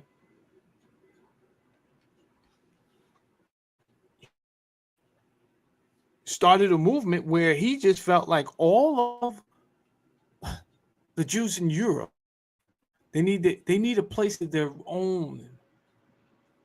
And not just a place of their own, they need to go back to Israel, which was their home, in their opinion.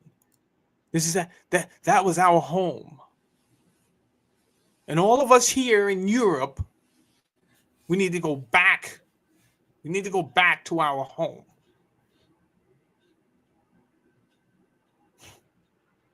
That's ballsy, number 3. Jesus. That's ballsy. And how do you plan on doing that? Huh? Well, after he passed, you had somebody else pick it up. This guy, Mr. Wiseman down there. I think that's Shem Wiseman. But I want you to look at the birthplace of both of these people. Theodore was born in Hungary. And Wiseman was born in Russia. In Russia. Okay, let's get to it. Well, I asked you, how do you plan on doing that? Well, the Balfour Declaration was a public statement issued by the British government. British government meaning Arthur Balfour. In 1917, during World War, announcing support for establishment. Hold up. I don't know what I'm saying Balfour, but it's Balfour. Balfour. So apologies to my mispronunciation of the declaration, but it's Balfour. Spitfire was good. Anyway, how many more? It's like 19 seconds left in this video. Let me cook. Of a national home for Jewish people in Palestine. This is, I know when I learned this, I was totally taken back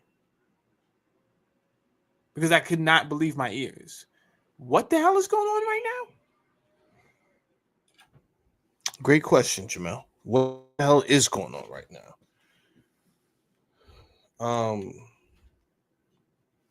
Before we get into my next video, I want to play some audio, right? Because what those people were saying was that, well, first of all, they made a suggestion that they were even had a connection with the Palestinian region in the first place, which I already showed you at the beginning of the video. Scientists say they have no connection to that's not me, that's science. And Dr. Fauci said, trust the science. You understand? So scientists say these people have no connection to ancient Palestine at all. I've already showed some of the tactics that they would use to assimilate themselves with, they're going to use language. So they come up with some half-ass, some jive talk Hebrew, Hebrew jive, you know what I'm saying? Called Yiddish. They already converted.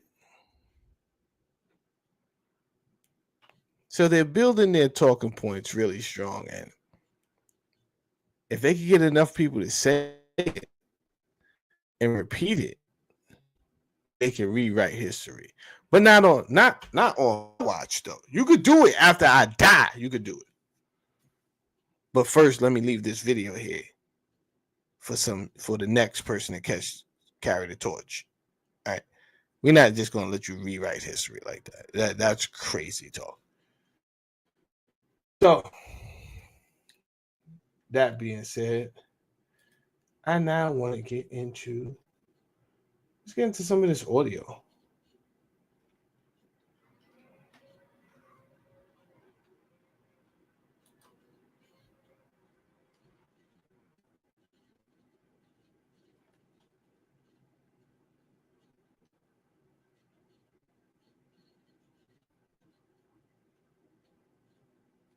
My internet is doing this thing.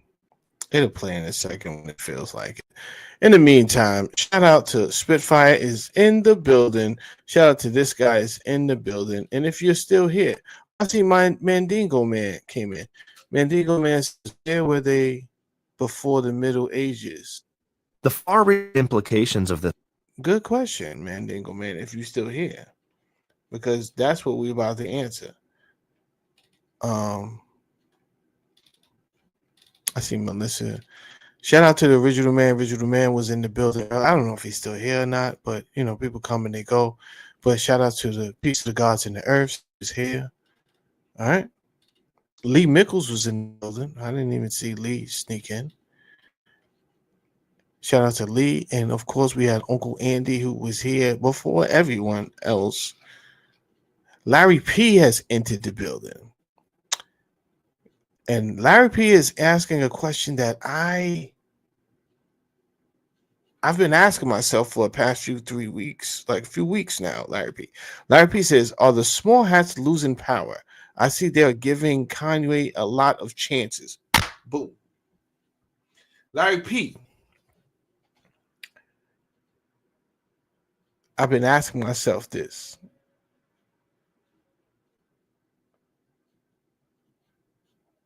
I say, there's a new dispensation. There's a new time era, right? Don't believe the old way of doing things. They had time. They had a long time to reign, and trust me, you can learn from these people. Don't be so judgmental that it turns into hate. That's something different. I'm not with the hate. Right? I see what they did. They took advantage of first of all, let's be clear. They created a situation.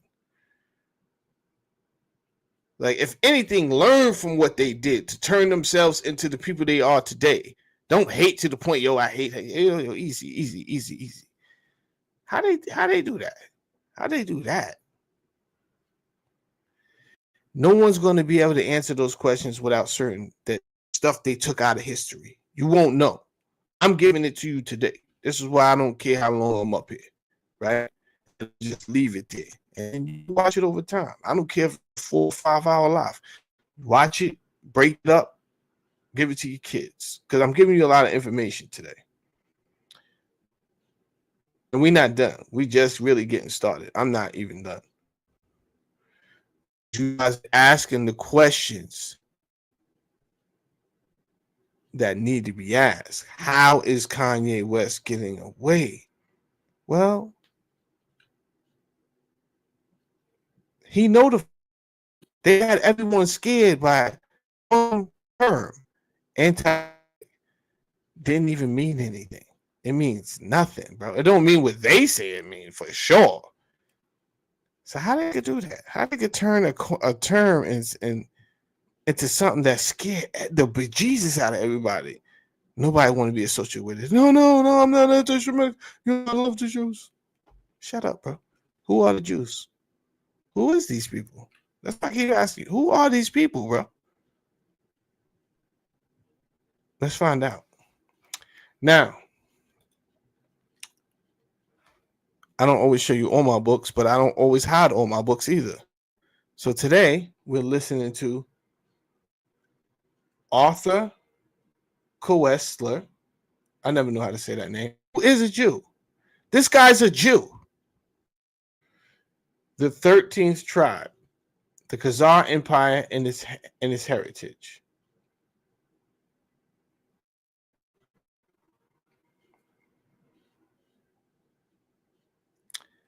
I want to listen to. I want to go from chapter 1, part 1 anyway. I did make some key points. So if it starts to seem like it's going off on the rails and they just talking about, because this guy goes into a lot of deep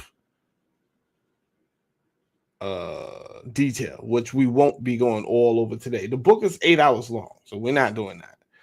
But what I did was I took clips and bookmarks. So if he goes off on the rails, I'll just start hitting my bookmarks. But what I do promise you today is a lot will be cleared up. A lot of answers will be answered, including Mandingo Man's question a second ago of where did they come from before the Middle Ages. We will start to answer these questions now. Let's go. Part 1. Rise and Fall of the Khazars. In Khazaria, sheep, honey, and Jews exist in large quantities. Mukhadazi, Scriptio Imperii Moslemici, 10th century. Chapter 1. Rise. About the time when Charlemagne was crowned Emperor of the West, the eastern confines of Europe between the Caucasus and the Volga were ruled by a Jewish state known as the Khazar Empire. At the peak of its power, from the 7th to the 10th centuries AD, it played a... Give me a second. The end time light has corrected me because he's seen I was struggling with Arthur's last name. The last name is Arthur Kessler. Thank you, end time light. I appreciate your assistance. Let's go. A significant part in shaping the destinies of medieval and consequently of modern Europe. The Byzantine emperor and historian Constantine Porphyrogenitus, 913 to 959 AD, must have been well aware of this when he recorded in his treatise on court protocol that letters addressed to the Pope in Rome, and similarly those to the Emperor of the West, had a gold seal worth 2 solidi. All right. I know you are intelligent people and you could pick up with me. Also know that if you leave people's mind wandering for too long, like if I don't say something, your mind is going to wander. You'll be off to somewhere else. So what he's saying right here is that there was a standard for mail and sending messages, and they used this gold seal, right? You heat up the gold and then you put it there and then you seal it, right? But then there was levels of importance. So what he's saying is that when they sent the messages to the Pope, it was a lesser grade of gold than when they sent it to the head of the Khazars. They just want to show importance of how strong the Khazars' presence actually was in the world, which should raise the question why you never heard of them, or why aren't more people taught about the Khazars, which I've already explained all of this already. Attached to them, whereas messages to the king of the Khazars displayed a seal worth 3 solidi. This was not flattery, but realpolitik. In the period with which we are concerned, wrote Harry, it is probable that the Khan of the Khazars was of little less importance in view of the imperial foreign policy than Charles the Great and his successors. The country of the Khazars, a people of Turkish stock, strategic key position, vital gateway between the Black Sea and the Caspian, where the great eastern powers of the period confronted each other. It acted as a buffer protecting Byzantium against invasions by the lusty barbarian tribesmen of the northern steppes, Bulgars, Magyars, Pechenegs, etc., and later the Vikings and the Russians. But equally or more important, both from the point of Byzantine diplomacy and of European history, is the fact that the Khazar armies effectively blocked the Arab avalanche in its devastating early stages, and thus prevented the Muslim conquest of Eastern Europe. Professor Dunlop of Columbia University, an authority on the history of the Khazars, has given a concise summary of this decisive yet virtually unknown episode. Quote, "The Khazar country lay across the natural line of advance of the Arabs.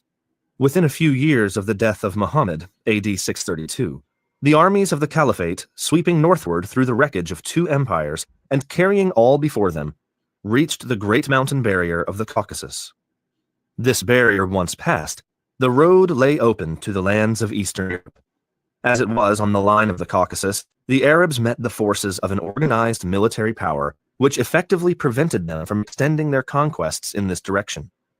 The wars of the Arabs and the Khazars, which lasted more than 100 years, though little known, have thus considerable historical importance. The Franks of Charles Martel on the field of Tours turned the tide of Arab invasion. At about the same time, the threat to Europe in the east was hardly less acute. The victorious Muslims were met and held by the forces of the Khazar kingdom. It can scarcely be doubted that but for the existence of the Khazars in the region north of the Caucasus, Byzantium, the bulwark of European civilization in the east, would have found itself outflanked by the Arabs, and the history of Christendom and Islam might well have been very different from what we know." End quote. It is perhaps not surprising, given these circumstances, that in 732, after a resounding Khazar victory over the Arabs, the future Emperor Constantine V, the threat to Europe in the east, was hardly in less due time, acute. Their son became the Emperor Leo IV, known as Leo the Khazar. Ironically, the last battle in the war in AD 737 ended in a Khazar defeat. But by that time, the impetus of the Muslim Holy War was spent. The Caliphate was rocked by internal dissensions. Not bad. So I want to go to the meat and potatoes first because, like I said, this is an 8-hour book. I'm not sat through it, so I know how mundane it can get. And I'm not looking to like bore you to death. So, and I was looking for the clips, but apparently my clips can only be from my phone. So let me go to, I don't mind playing that stuff, but I would rather go to certain.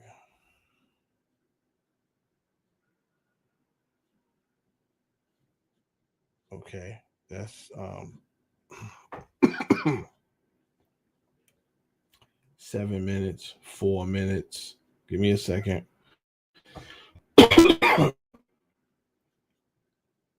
15 minutes.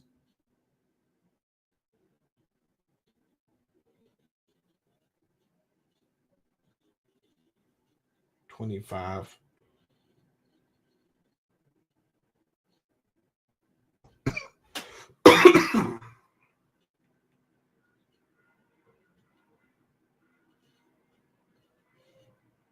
Okay, so let's just go to 7 minutes right now. That's what we're probably going to end up doing right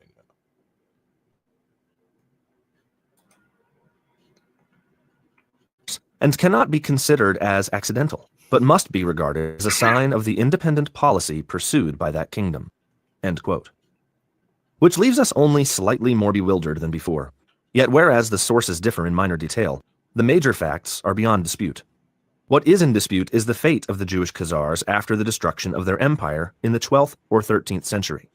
On this problem, the sources are scant, but various late medieval Khazar settlements are mentioned in the Crimea, in the Ukraine, in Hungary, Poland, and Lithuania.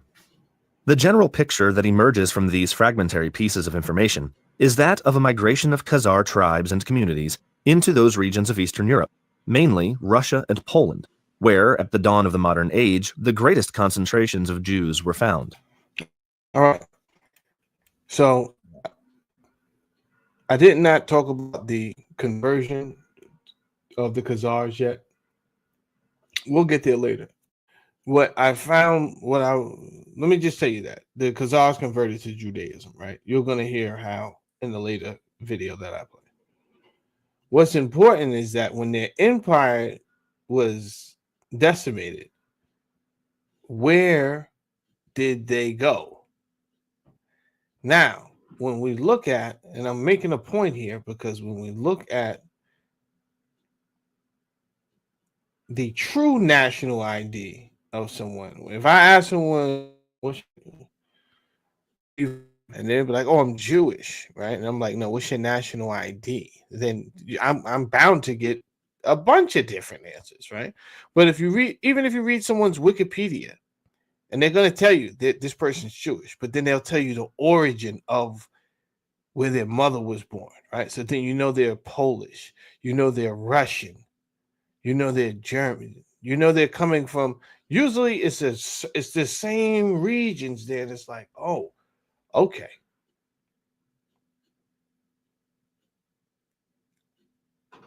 So what I'm getting at is there's a history being told about a certain people who migrated from a region near the Caucasus Mountain and Caspian Sea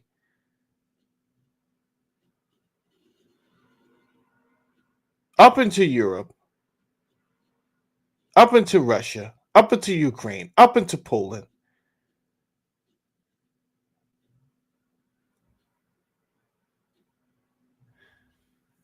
Logically and rationally, I'm going to assume you are the descendants of these people here. Logically and rationally. And again, I don't think if the Balfour Declaration was instituted, we wouldn't be having this conversation.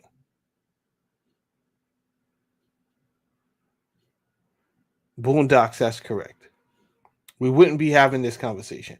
But because you used your power for evil right after you claim Hitler put you to a Holocaust and killed your people, and then you use that episode and that experience to say, see, look, this is why we need our own place. And it needs to be in Palestine. And then you went over there and did worse to those people. For you to be a Polish Jew, a German Jew, a Russian Jew, any Jew, and not admit that this is wrong, then again, at this point, like I said at the beginning of my video, I think you're evil as a person because you don't want to see it as it is. You want to see it through your fabricated lens. And it's fabricated because you're leaving out a part. You're leaving out the part that your true history shows you have no connection to Israel at all, in the slightest bit, as was the science. This has led several historians to conjecture that a substantial part and perhaps the majority of Eastern Jews, and hence of world Jewry, might be of Khazar and not of Semitic origin. The far-reaching implications of the hypothesis may explain the great caution exercised by historians in approaching this subject, if they do not avoid it altogether. Yeah. Thus, in the 1973 edition of the Encyclopedia Judaica, the article Khazars is signed by Dunlop, but there is a separate section dealing with Khazar Jews after the fall of the kingdom, signed by the editors, and written with the obvious intent to avoid upsetting believers in the dogma of the chosen race. Quote, "The Turkish-speaking Karaites, a fundamentalist Jewish sect of the Crimea, Poland, and elsewhere, have affirmed a connection with the Khazars, which is perhaps confirmed by evidence from folklore and anthropology as well as language. There seems to be a considerable amount of evidence attesting to the continued presence in Europe of descendants of the Khazars." End quote. How important, in quantitative terms, is that presence of the Caucasian sons of Japheth in the tents of Shem? One of the most radical propounders of the hypothesis concerning the Khazar origins of Jewry is the professor of medieval Jewish history at Tel Aviv University, A.N. Polyak. His book, Khazaria in Hebrew, was published in 1944 in Tel Aviv, and a second edition in 1951. In his introduction, he writes that the facts demand, quote, "a new approach, both to the problem of the relations between the Khazar Jewry and other Jewish communities, and to the question of how far we can go in regarding this Khazar Jewry as the nucleus of the large Jewish settlement in Eastern Europe. The descendants of this settlement, those who stayed where they were, those who emigrated to the United States and to other countries, and those who went to Israel, constitute now the large majority of world Jewry." End quote.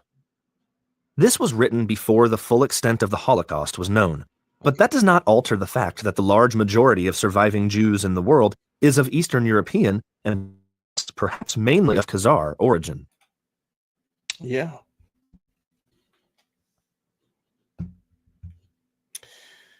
Now, just to give you a reminder, let's go back here to this guy, whom I don't necessarily like. And I want to hear his rhetoric just one more time. Because this is a man who has power. He's a senator.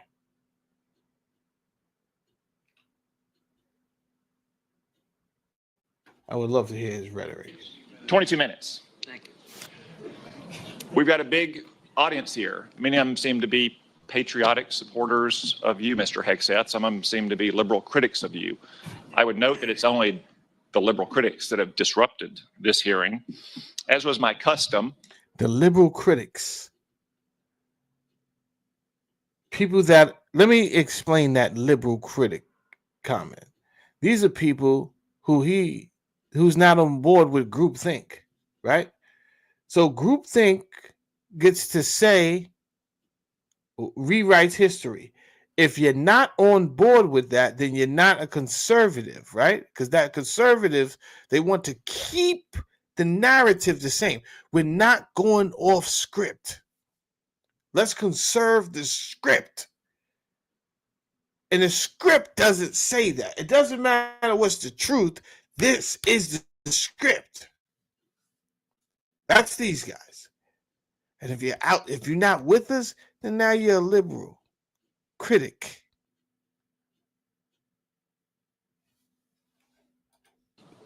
During the Biden administration, I want to give you a chance to respond to what they said about you. I think the first one accused you of a Christian Zionist. Is a bad thing. I'm a Christian. I'm a Zionist. Zionism is that the Jewish people deserve a homeland in the ancient Holy Land where they've lived since the dawn of history. The Jewish people. Who are the Jewish people, bro? Anybody could be Jewish people. Anybody could be a Jewish people. So they deserve a homeland from where they live? Is that accurate? Who's they? Who is they? So they deserve a homeland where they have lived. These people, science has already said, these people not connected to that land in no type of way. You guys, people, that's it.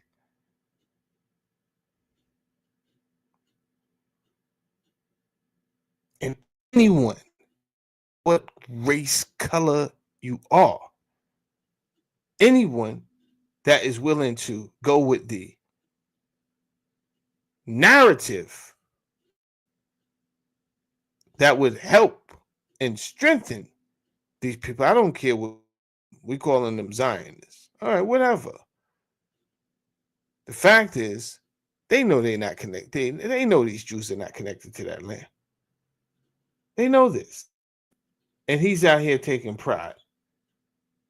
And just not him. Many others that say, I'd rather just go with him because I'd rather go with what they say because it's less stress. Damn, bro. Stand for something. Stand for something, bro. God. Lived since the dawn of history.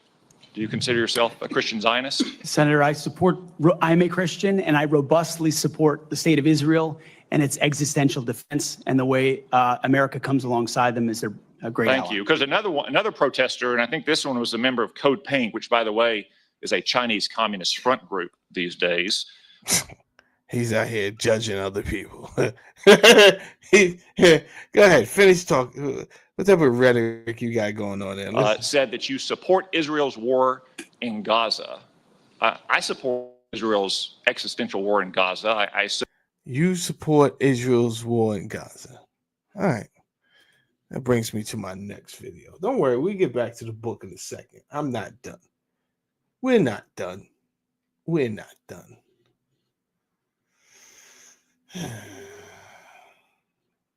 We're not done.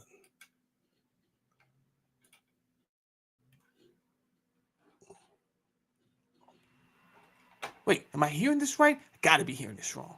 Gotta be hearing this wrong. So you people here in Europe, you want to all get together and you're going to just plop on somebody else's front step and say, this is ours. Okay. All right. So as I said before, Israel was never a place. Genesis 35:10, and God said to him, your name is Jacob. Your name should not be Jacob anymore, but Israel shall be your name. You see this? Then he gave him the commandment, be fruitful and multiply, a nation and a company of nations. Whoa, how many people is that? A nation, a company of nations shall proceed from you, and kings shall come from your body. All right. All right.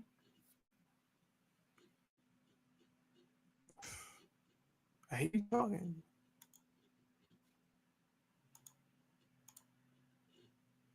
So, by the way, I don't know who has hit the like button, who has not hit the like button, but could you hit the like button so that you could let them know that you agree with everything you're being taught over here today? Thank you very much. 1948. Are you kidding me? Are you kidding me? In 1948, Israel was created. Now, I know what you're thinking. What? 1948? You thought Israel was there the whole time. Why? Because you heard it in the Bible. Israel. Sidebar, Nazareth, they made that one up too. They created the town Nazareth. Yeah, Nazareth exists now. Nazareth did not exist during Jesus. They spawned the lie so much, people looking for Nazareth couldn't find no Nazareth. Because they wasn't talking about Nazareth, a place. Right? They're Nazareth. Said Jesus of the Nazarenes.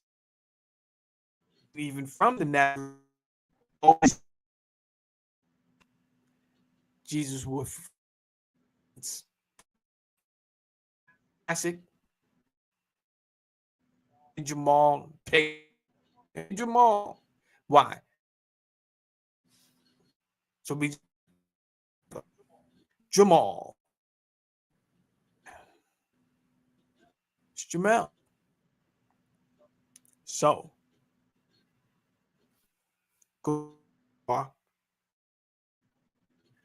didn't exist. Israel was never. Israel was.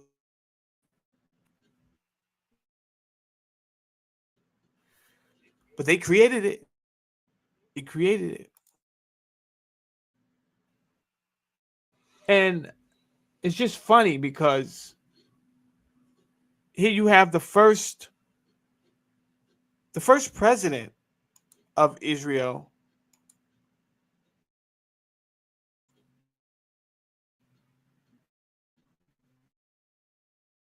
in Russia. He was born in Russia.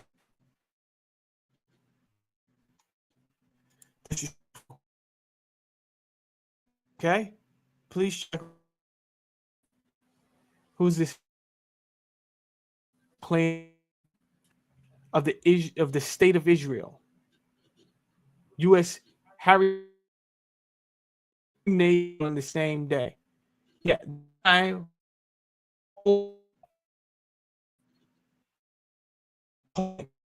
disrespect that we.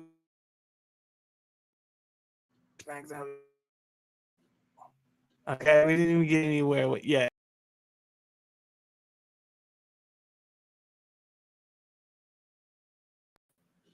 Because and I want to say something as we move forward. Again, it doesn't matter that you're Jewish. You could be Asian Jewish. I don't care that you're Jewish. But someone doing something scrupulous. So don't say someone is systematic. Yeah, I know. Let me just stop for a second.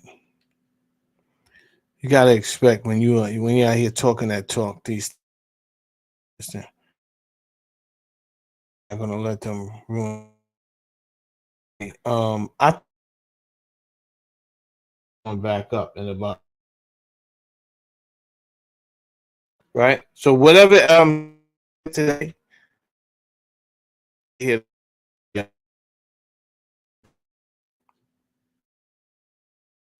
And you say, well, because you're a thief. Nothing to do with Jewish. Nothing.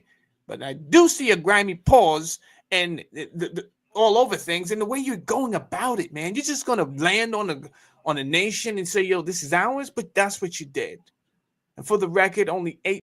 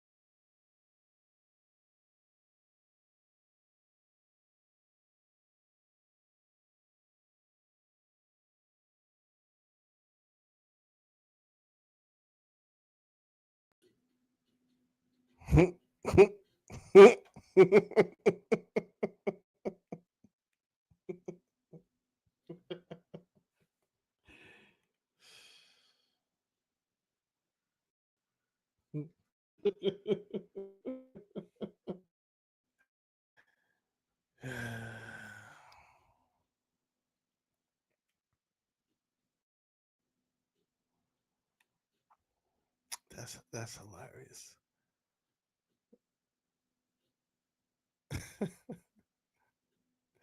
Exactly, original man, original. That's why I'm laughing, original man. That's why I'm laughing, original man, original man. You understand? If I'm up here and I'm going at people don't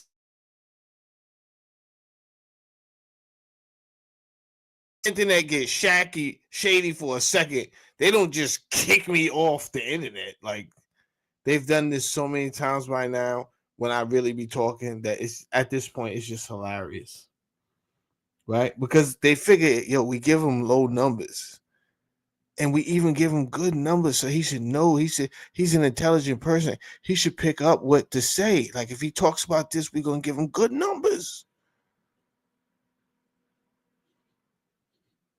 But if he talks about this, I have 41 views the other day. Did I care? I don't care. I said that coming in. I don't care, bro. So obviously, I'm smart enough to understand I'm not gonna stop, bro. Hilarious. Stop the person's live.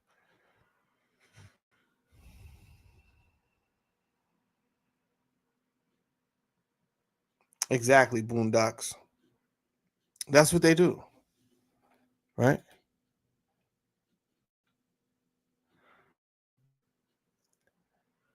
Boondocks says a leaked APAC memo proves label anyone anti-Semitic when they can't win an argument.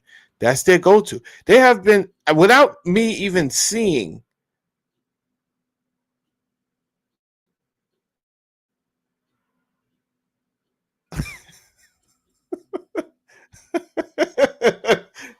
Yo, original man is crazy, bro. I've never seen this. I'm like, and this is not the first time, right? Remember this is not the first time them just kicking me off. Yo, when they kick me, this usually what I email. I'm like, oh, I must got an email. Nope, no email saying, yo, you can't talk about that. None of that. It's just to me.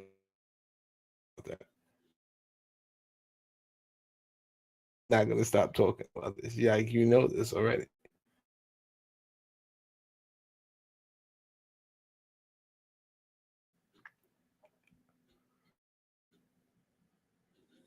So I'm telling y'all right now, if y'all haven't downloaded, which most of y'all have, Beyond You Media, the Beyond You TV app.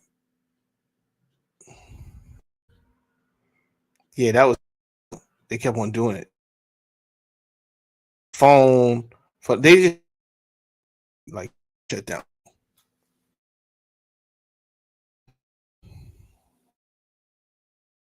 Crazy.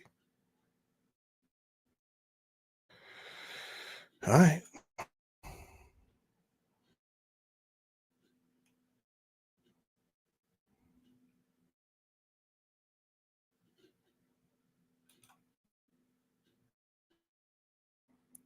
Let's finish what I was doing. Let's finish what we came to do, bro.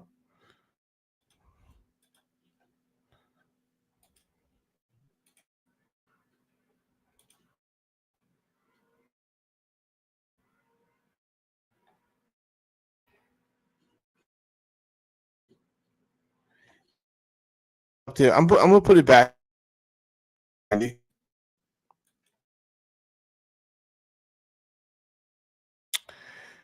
Is it on? In order for it to pass inspection,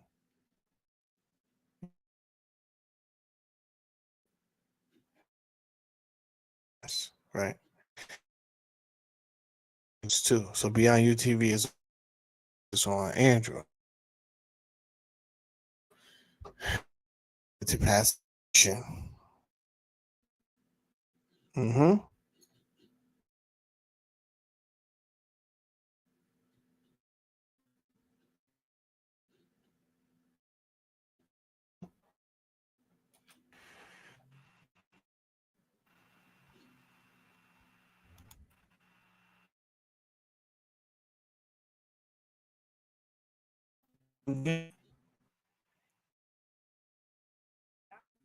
From Palestine, then where are they from?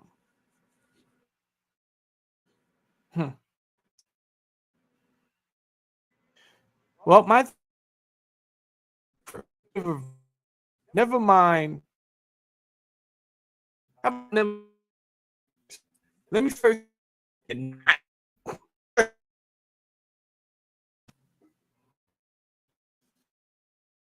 Where you're from.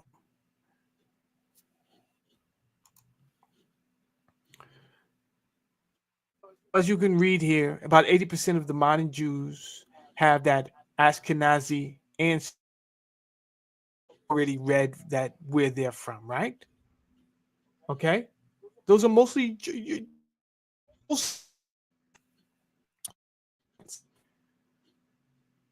So here we have. This is an article from the LA Times, by the way.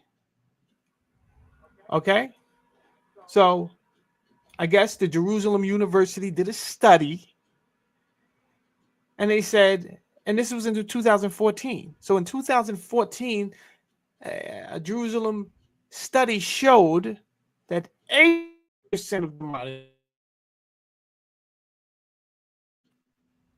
was asked.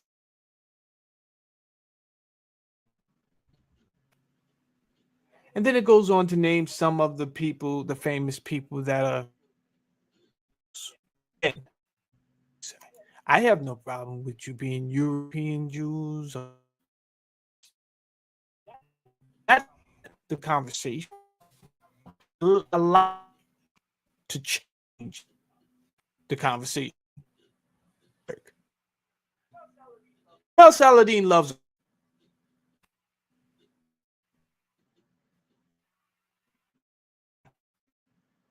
to it. Going. Let's keep thing. All right. You have to examine a comprehensive data set of Jewish and non-Jewish population. Folks came in saying that Caucasian ancestry for all the Europeans. Well, he said the results were consistent with depicting Caucasus ancestry for all European Jews. Okay. So their DNA aligned with the population from the Caucasus population. We'll get into that and what that means.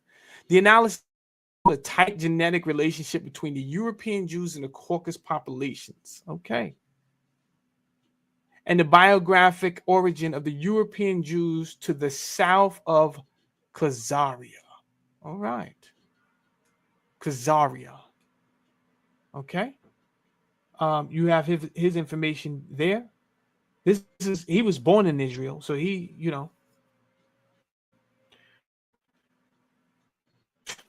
it's not like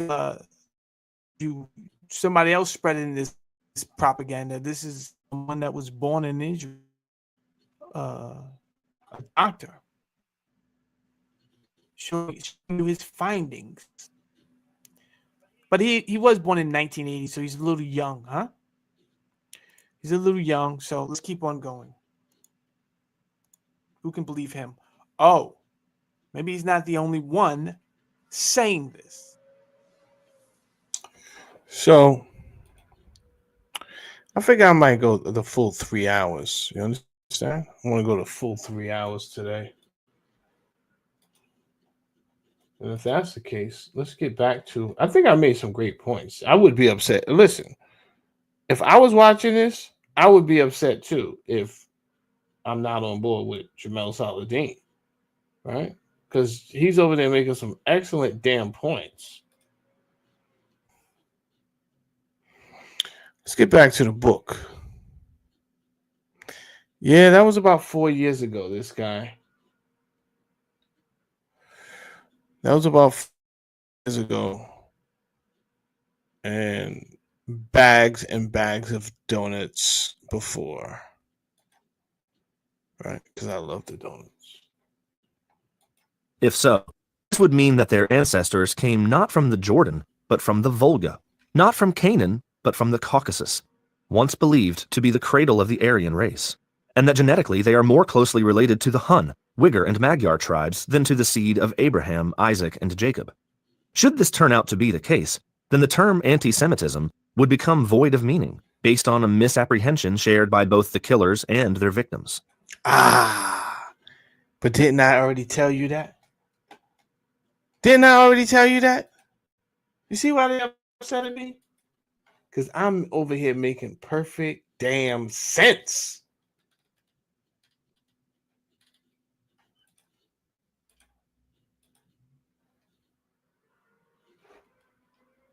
Right? I'm over here making perfect damn sense.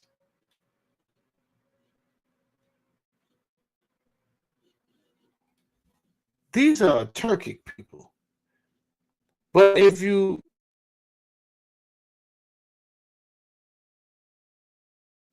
Khazarian history to go public, then the people will figure out that these are originally Turkic people. That shows their connection right then and there. So the first thing you have to do is hide their history, then associate themselves with the people. Learn. We don't all have to learn the full Hebrew language. We can talk some Hebrew and then tell people it's Hebrew. It's fucking Yiddish. Excuse my language. Pardon me. I apologize. It's Yiddish.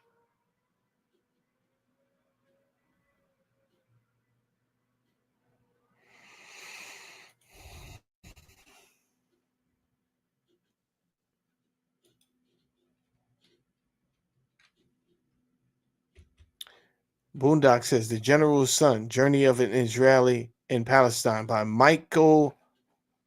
Hold on, let me just show it.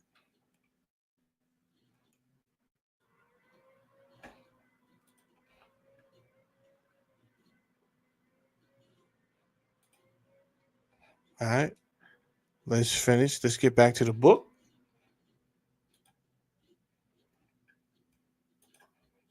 The story of the Khazar Empire, as it slowly emerges from the past, begins to look like the cruelest hoax which history has ever perpetrated. Quote, Attila was, after all, merely the king of a kingdom of tents. His state passed away, whereas the despised city of Constantinople remained a power. The tents vanished, the towns remained. The Hun state was a whirlwind. End quote. Thus Castle, a 19th century Orientalist, implying that the Khazars shared, for similar reasons, a similar fate. Yet the Hun presence on the European scene lasted a mere 80 years, whereas the kingdom of the Khazars held its own for the best part of 4 centuries. 4 centuries. The Khazarian 400 years. The Khazarians are out here strong. And you don't hear nothing about them? 400 years? That's why I have 6 people over here. That's why I have 6 people over here.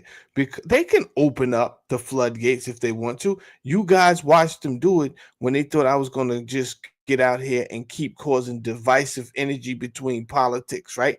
That is a tool for them. I just used it for my behalf. It's not like I didn't know why they was letting me get thousands of views. But then after a while, I'm just a tool for them, and it's no longer beneficial to me, right? I'm just over here spewing rhetoric every day, chasing my tail. Oh, let me see if I can pick up 200 subscribers today, right? We ain't talking about nothing.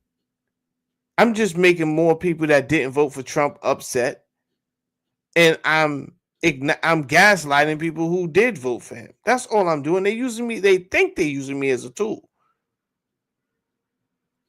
But then when I let them know, yo, I'm really not stupid, they say, okay, we're not gonna let nobody see your video then.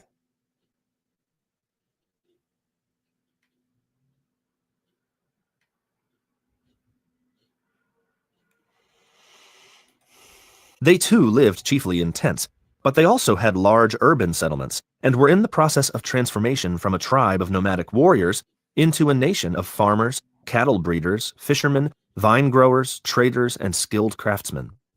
Soviet archaeologists have unearthed evidence for a relatively advanced civilization which was altogether different from the Hun whirlwind.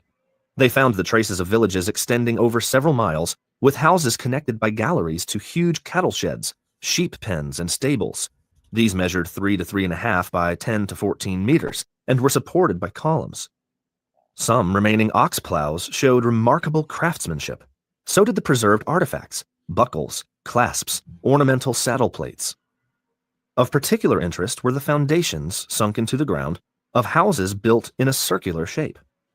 According to the Soviet archaeologists, these were found all over the territories inhabited by the Khazars and were of an earlier date than their normal rectangular buildings.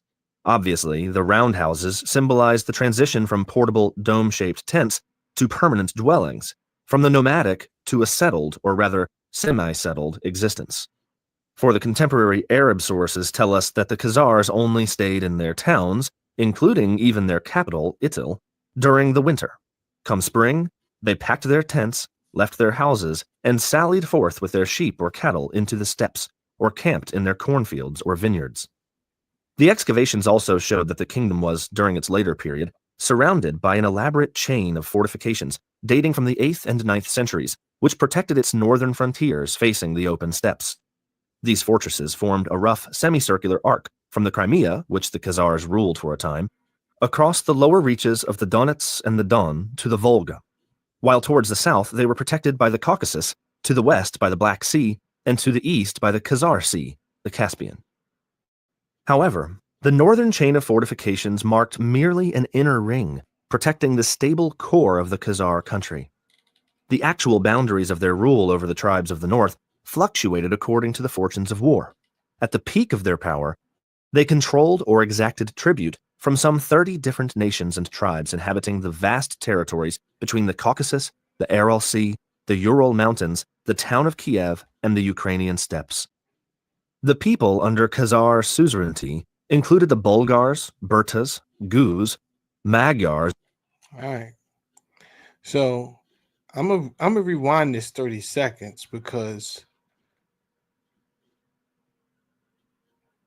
I'll put your question on the screen, Mandingo. Don't worry about it. I see what's going on. I put it on the screen there, Boondocks. That was his original question.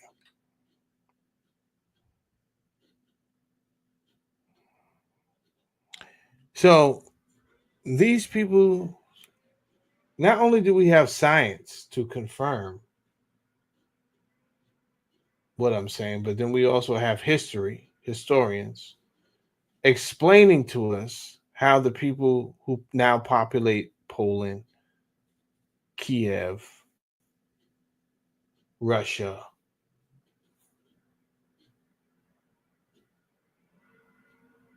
the Jews anyway,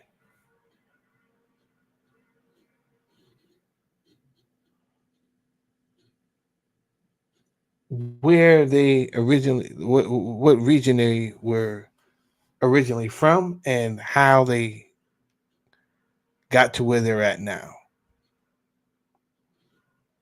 So I'm gonna bring this back 30 seconds and just pay attention. Don't let your mind drift. Of their rule over the tribes of the north fluctuated according to the fortunes of war. The lower reaches of the Donets and the Don to the Volga, while towards the south they were protected by the Caucasus, to the west by the Black Sea, and to the east by the Khazar Sea, the Caspian. However, the northern chain of fortifications marked merely an inner ring, protecting the stable core of the Khazar country. The actual boundaries of their rule over the tribes of the north fluctuated according to the fortunes of war. At the peak of their power, they controlled or Here we go. At the peak of the Khazarian power, he's about to tell you the tribes that they control. That tribute from some 30 different nations and tribes inhabiting the vast territories between the Caucasus, the Aral Sea, the Ural Mountains, the town of Kiev, and the Ukrainian steppes. The people under Khazar suzerainty included the Bulgars, Burtas, Guz, Magyars or Hungarians, the Gothic and Greek colonies of the Crimea, and the Slavonic tribes in the northwestern woodlands. Beyond these extended dominions, Khazar armies also raided Georgia and Armenia and penetrated into the Arab Caliphate as far as Mosul. In the words of the Soviet archaeologist M.I. Artamanov, quote, "Until the 9th century, the Khazars had no rivals to their supremacy in the regions north of the Black Sea and adjoining the steppe and forest regions of the Dnieper." That's crazy. Y'all had all of that? So let me ask you this, because we only got 15 minutes left, right? I want to make this a 3-hour show. If y'all had all of that and then later on y'all was dismantled, when it came to getting a land for your people, why didn't you ask for a land? And I've asked my people this many a times on my show, but I never gave this type of explanation. So they didn't know what I was talking about. But now, after today's show, you do. So I'm going to ask you again. Why didn't we give them land? Or why didn't you guys fight for land by the Caucasus Mountains? Because as you understand, they know where their true history lies. Why was y'all out here? Boondock said y'all was about to ask for land. Where was it? Mozambique? Y'all was about to. It don't matter what y'all was about to do. What y'all did was ask for land, ask for the support for y'all to invade another land and land there. And now, are we really having a dumb conversation about what the upset people of Palestine are doing to the people who landed there, calling yourself Israelis? Right? This is what you want to. You use your media stations to put this propaganda out, right? Hamas, Hamas, Hamas. Let's stop with the Hamas nonsense. These are people who said, nah, I'm not going out like that. And by the way, United States, you gave Hamas money too. So you wanted this whole war to go down, bro. You give Hamas money, you give Israel money. You give Israel more money than you give Hamas, but you give Hamas money. All of this is stupid.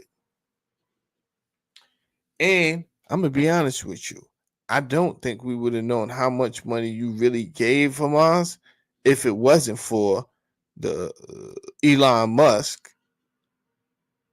and the guy they hate so much, Donald Trump. Why they exposing this? I don't know. It could be for their own benefit. It don't really matter. It's exposed. It's exposed. So you playing these games with, like Mandingo said, that's our money, right? That's some white guy who farms in America, who just really just want to be married to his wife and raise his kids. And don't y'all think that every farmer's out here raking in the dough? It's a lot of hard work to farm, right? And to be quite honest with you, he may just be making a living and appreciate his life, right? They take his taxes, they send that over to Hamas, right? That's some black girl who works at the post office, who walks up and down the streets all the weather, all the seasons. She's walking through the snow. She's walking through the rain. She's out there delivering mail, right? She's walking in the hot, it's 100 something degrees. She got to deliver that mail.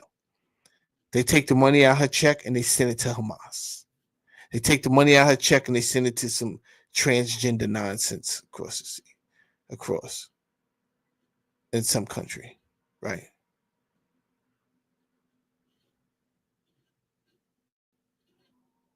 And the same with all the other races here.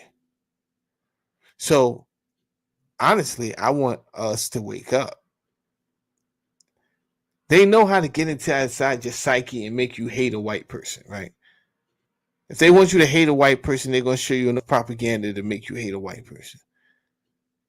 And make you think that every white person don't care when a black kid gets shot by a white cop. And if they want you to hate a black person, they're going to do the same thing. They know how to make you hate a black person.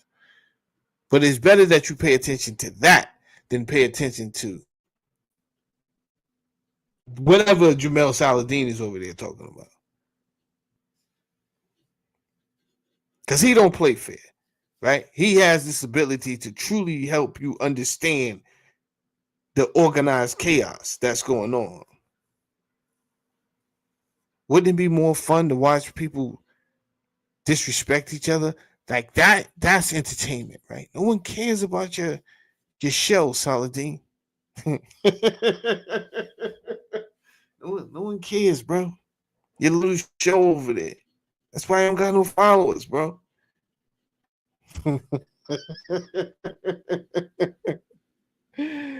Yeah.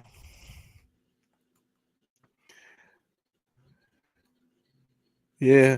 Okay, and he says, I'm not sure why create division in the world. Uncle Andy, that's the question I've been asking you, Uncle Andy. Now, you only asking that because you're a Homo sapien sapien, right? So it is innate in your body you're going to ask a question. Why would we hurt ourselves? Maybe these people are not. You see, it sounds crazy, but that's why I take the long way home. And that's why I show you. That's why I do so many videos. I don't get up here and yell at the top of my lungs and act crazy, because you're going to be looking at me like, yo, bro. But if I take my time, no matter how long that time may be, and I stretch it out, I don't care if I stretch it out a year, but I'm showing you the evidence. By the time you turn around, you're going to be like, you're going to know everything. I don't have to tell you anything. You will know everything I wanted to tell you.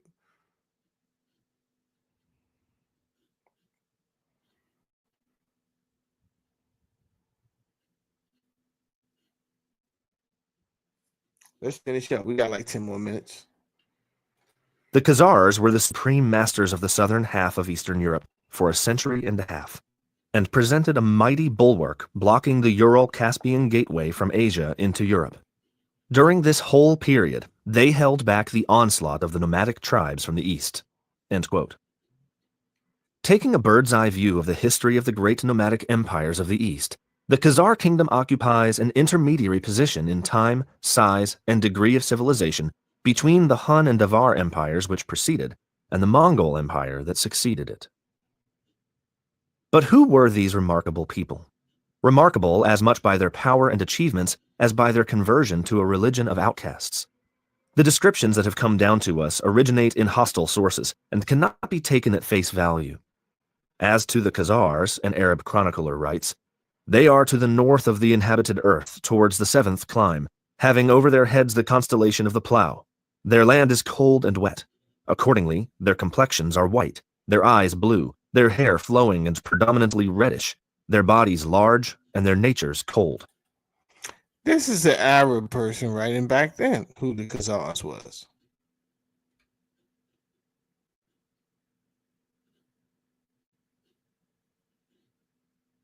Now, somewhere there was a muddled, like I said, this is an Arab writing back then who the Khazars was, but somewhere there is a description of some, they said, dark-skinned Khazars.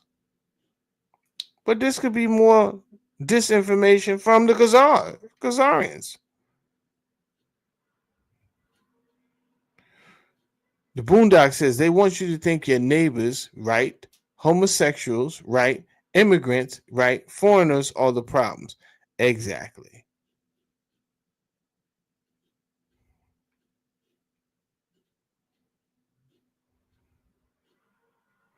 Hey, this guy, I think you on to something there, ain't you? Because didn't that word originate in Russia?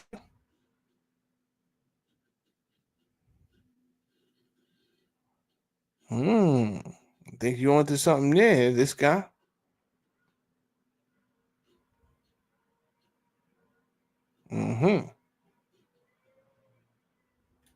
Their general aspect is wild. After a century of warfare, the Arab writer obviously had no great sympathy for the Khazars, nor had the Georgian or Armenian scribes, whose countries of a much older culture had over their heads the constellation of the plough. Their land is cold and wet. Accordingly, their complexions are white, their eyes blue, their hair flowing and predominantly reddish, their bodies large, and their natures cold. Their general aspect is wild. After a century of warfare, the Arab writer obviously had no great sympathy for the Khazar. So these would appear to be the Aryan people, no doubt.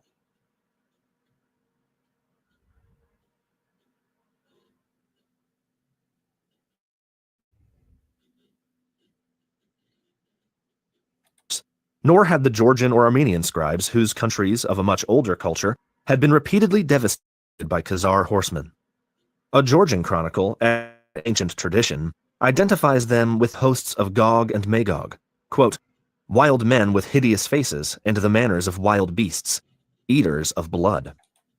Eaters of blood. These were savages, like I told you before.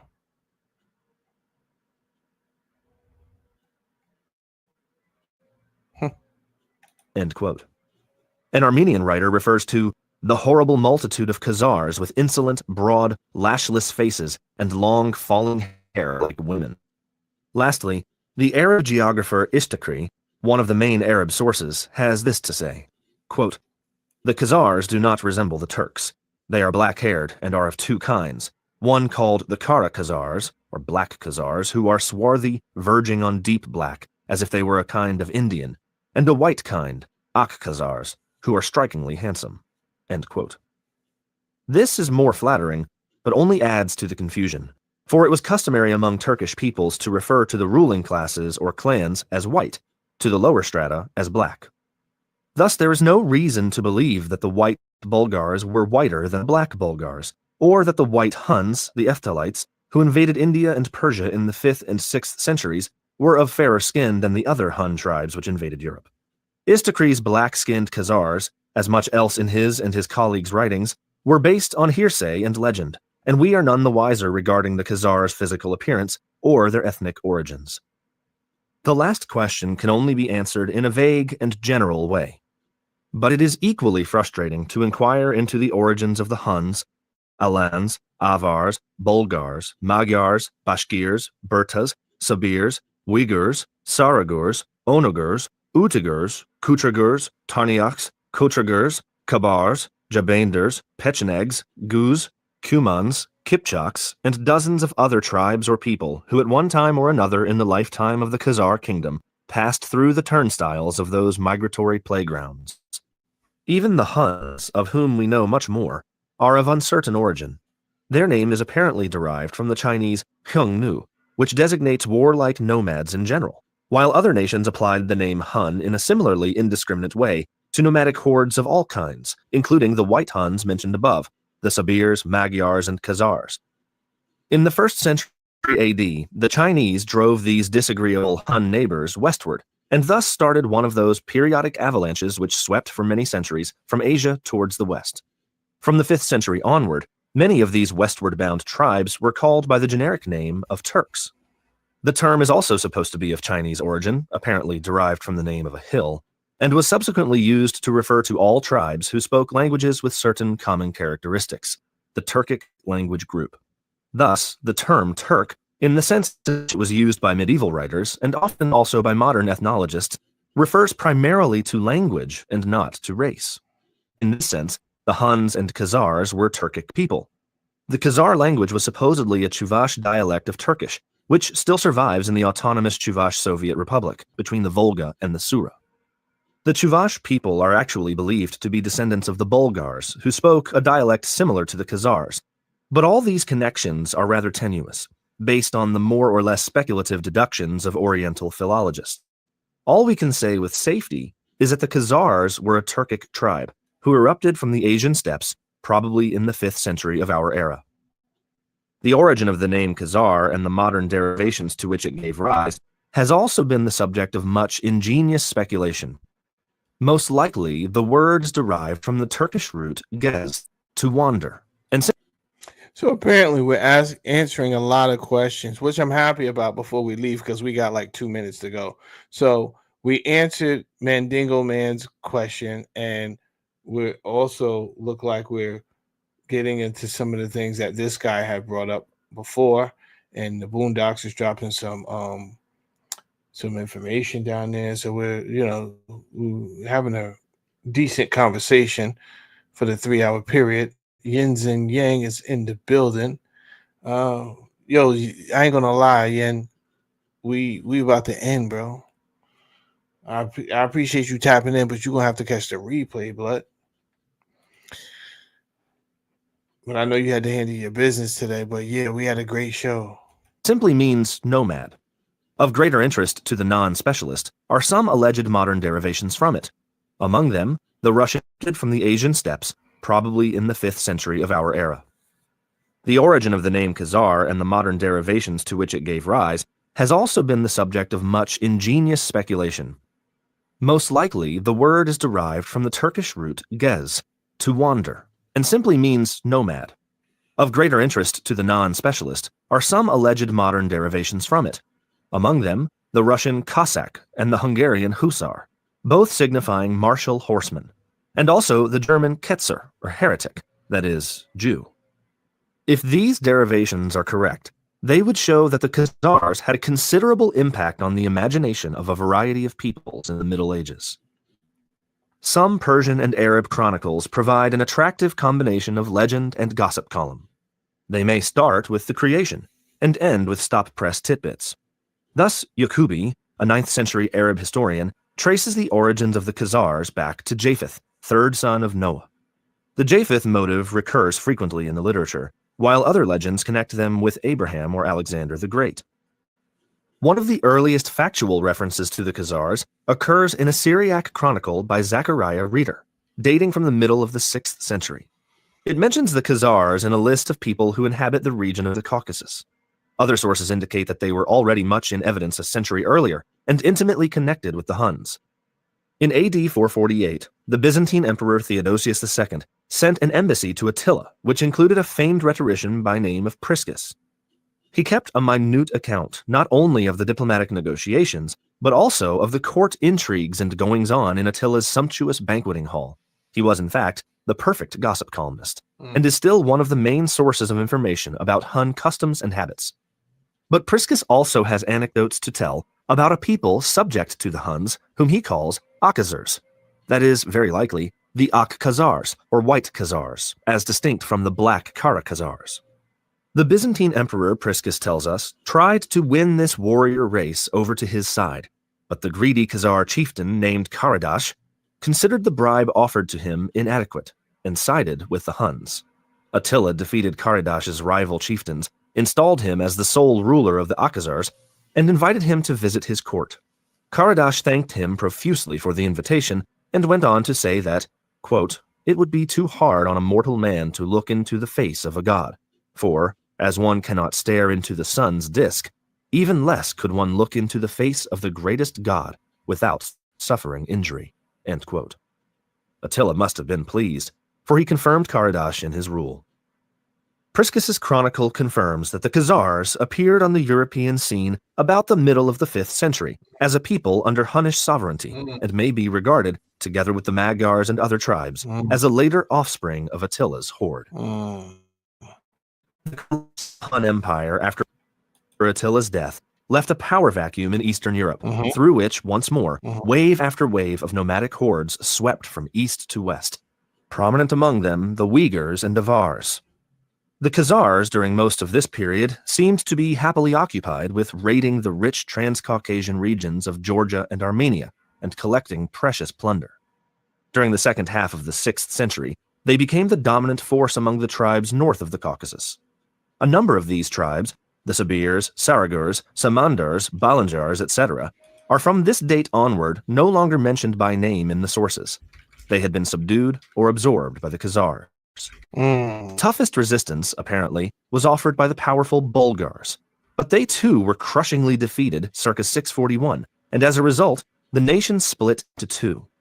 Some of them migrated westward to the Danube, into the region of modern Bulgaria, others northeastward to the middle Volga, the latter remaining under Khazar suzerainty.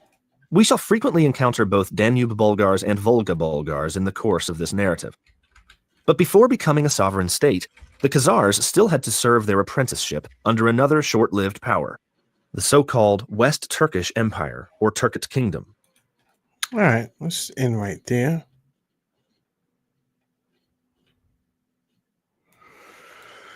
All right, and before I leave, let's read a little something about Utnapishtim. Utnapishtim. Utnapishtim. Utnapishtim, he has found life, is Utnapishtim's name. That's what it means.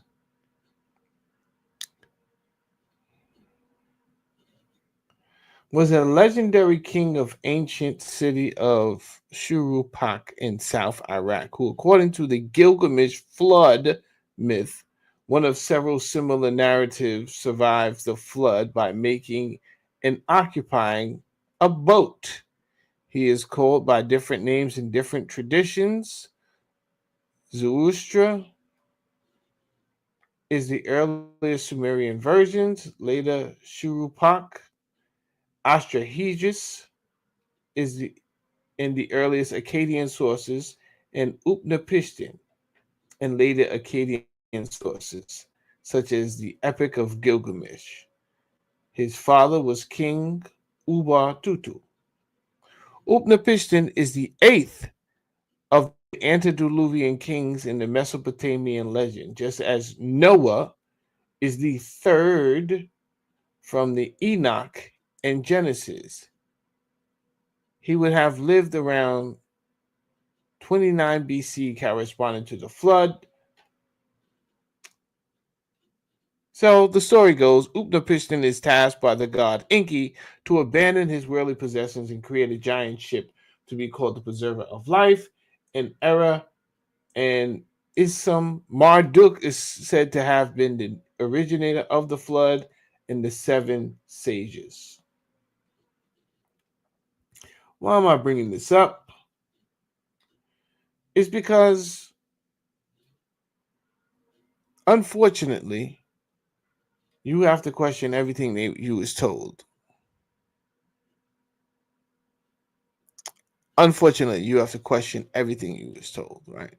So you may not know Boondocks, right? And it seems like he's down there just saying things, right? So if he says something like, yo, the Noah myth is about it, or the Noah myth, no, there's another. Here we go. There's no archaeological evidence Noah, Japheth, or Alexander the Great existed, right? So if he says that, you're like, nah, my religion, I'm not gonna. The first thing is to fight back, right? That's what your cognitive dissonance is going to want to do. But then you realize there was a Noah story before these people told the Noah story. Like, trust me, it's not going to be easy to wrap your head around that you might have been lied to. It's not going to be easy. But there was a whole story of Noah's Ark before Noah's Ark. So why should we believe that, number one, this story is the truth if it came after the original a civilization that was there earlier than you people, or your religion was even created? One. And two, if you plagiarize the story, how we know you just didn't make up that character Noah? Right? What would be the sense of having a Noah, but he didn't have none of this story, right? This wasn't his story. So what was his story? Or maybe there was no Noah and you just created a character for the story that you was about to steal from the Sumerians. Who knows where they got the stories, right? Because you got it from the Akkadians, who got it from the Sumerians. And right about there is where things kind of end, because they do have a Sumerian king list that go back. They got kings going back 125,000 years from their existence. So that was my whole point, that we've been lied to. Well, history has been suppressed. Know everything.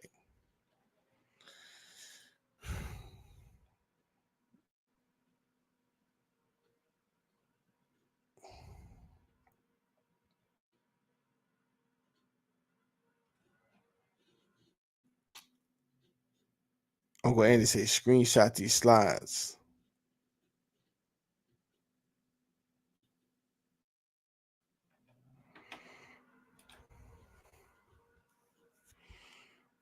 And that's our show for today. I put in a good 3 hours, but every few years I have to remind people. I have to fight and bring up the topic. You understand? But I think we did good today, right? We definitely spoke about the Ashkenazi Jewish ancestry that is linked to the Khazarian national ID. They don't want that national ID. So they was willing to deal with nothing at first, but then they realized it's kind of hard to be out here with no national ID, and we just in other people's countries.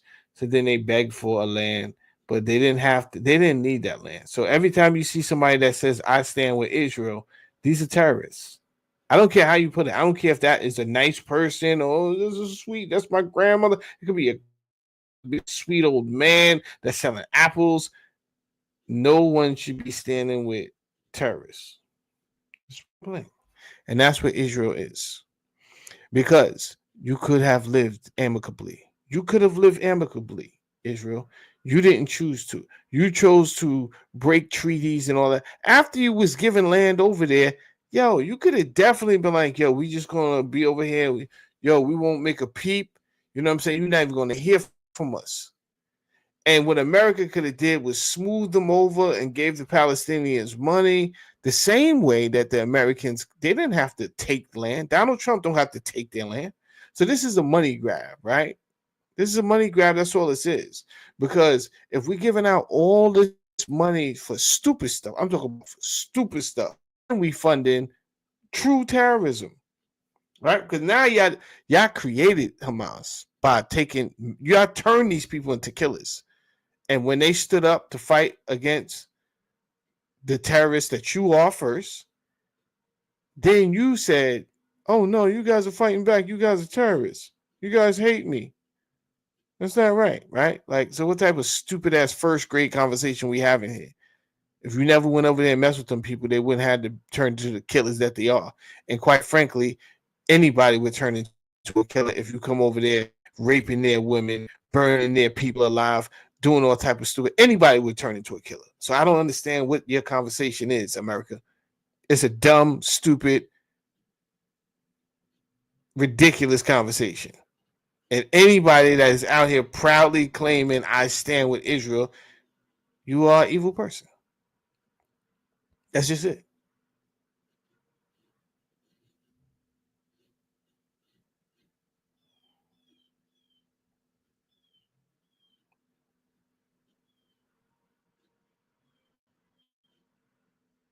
And that being said, now I'm going to go get something to eat because now I'm hungry.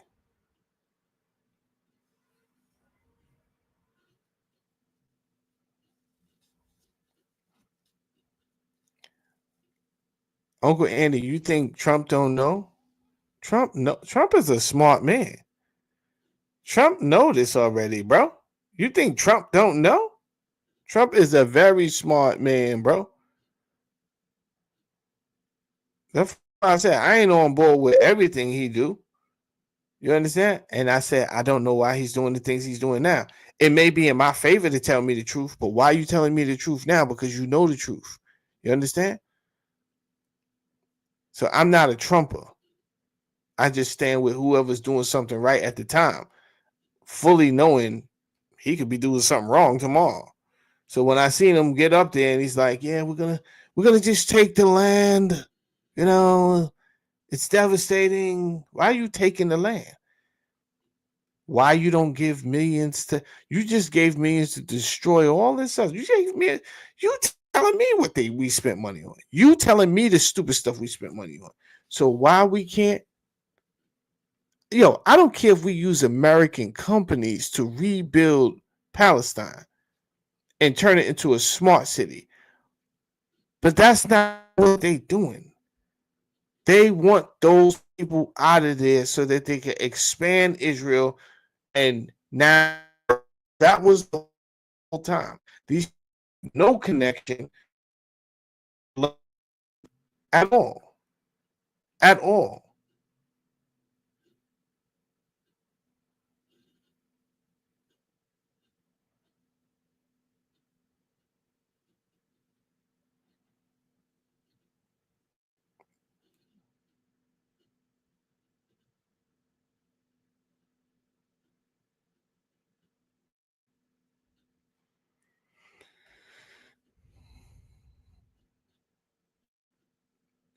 Boondock says give Palestinians equal rights under the law. Come on, man. It's totally unfair what they're doing to those Palestinians. Totally. I don't care who you are, how you put it. With all this information I gave you today, I didn't give you from the rooter to the tutor. There's no way you walk away and you feeling like these people who you call the Zionists, is still over there. They could have went anywhere. We could have gave them. The size that we get of land we gave them was the size of New Jersey. We could have gave them, honestly, a size of Texas somewhere else on this planet. So this is not about a home for the Jews. Knock it off. And who is the Jews? Why you need a home for a religion? That's like you're saying we the Christians need a home. We the Rastafarians need a home. So that's what we doing. We just getting land for whatever group, dogmatic group pops up. What are we talking about? Not saying that the Rastafarians is a dogmatic group. They're not a dogmatic group.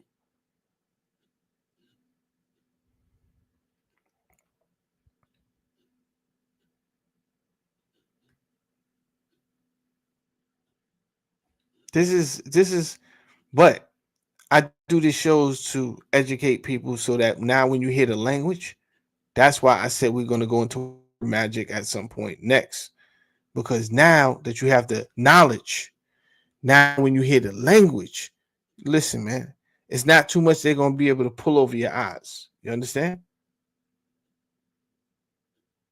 Because this is the world they operate from. I have not even gone deep into their true esoteric, forbidden belief systems that they really like, the rituals, what you guys call satanistic rituals. This ain't new. This goes back thousands of years. This is why I said, who are these people? But before I could explain something like that, it's better that you understand who these people are and who they are not. Then we could go into what they might have believed at the time and all that other stuff. Yeah. The KKK needs a land too. Yeah, everybody needs a land. Oh, speaking of the KKK, nah, bro. Did y'all know about these people here? Hold up. I was going to do a show on them.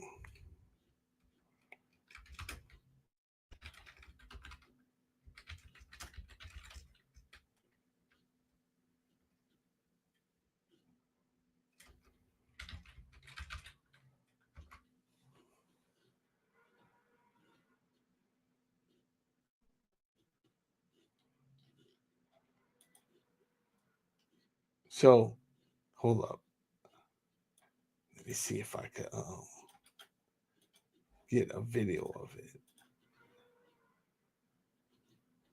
And I learned about these people. I'm gonna end my video.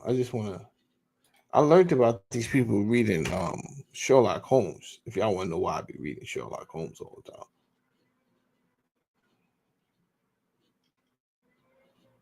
time. Damn. I forgot their original name. So the next time I'm gonna get their original name. But did y'all know that the Mormon church, the Latter-day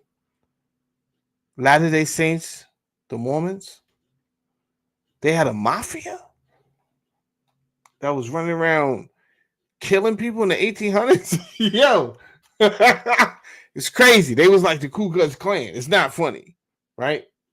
But they wasn't playing no games. They wasn't playing no games. They was out here killing, murdering, raping, the whole bit. And they was doing it to other white people. It was nuts, right? And they was using the help of Indians to do it. You know what show you gotta watch? What's that show on Netflix? I had knew about this before I watched this on Netflix because, like I said, I learned about it listening to your boy Sherlock Holmes. Hold up, let me see if I can just get that name of that movie real quick.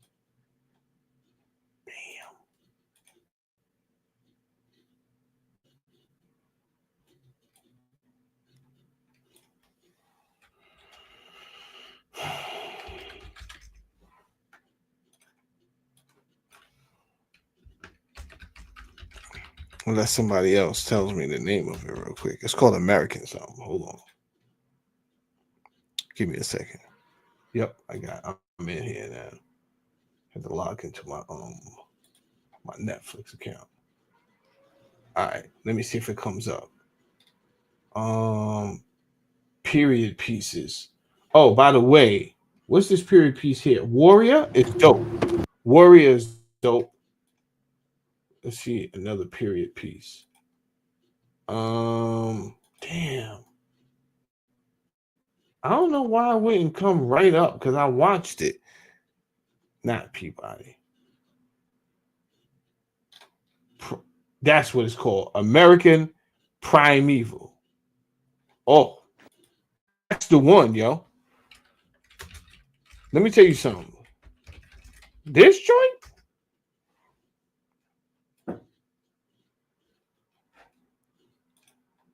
This joint right here?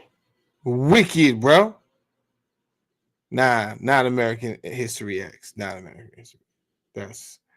That is gaslighting people to go out and hate white people and hate black people. Chill.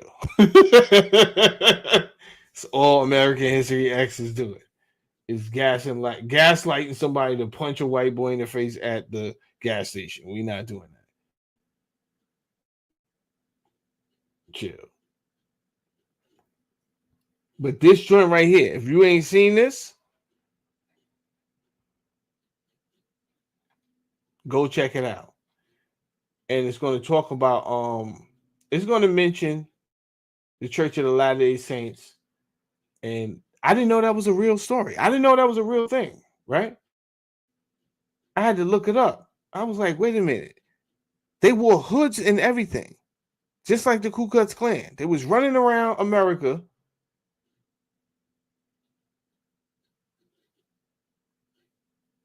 killing white people.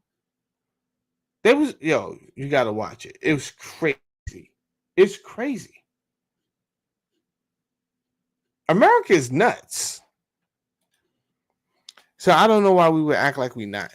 But to know everything I just told you today and see these people get up there and say, I stand with Israel, we know we got to be a little bit Looney Tunes.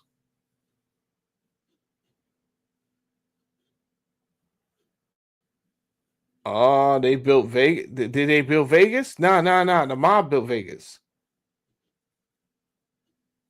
The mob built Vegas. The Mormon Mafia is out in Utah. All of that is Mormon Mafia. Can't play games out. What was his name? Jebediah. What was his name? I knew his name. Hold up. I'll get his name for you.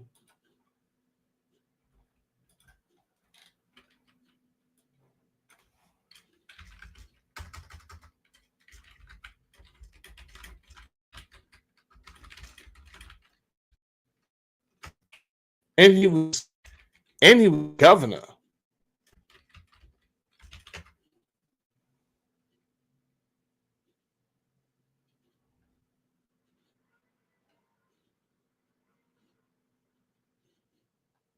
Nah, this ain't the guy. This ain't the guy. You know what? I'm gonna do a whole show on it.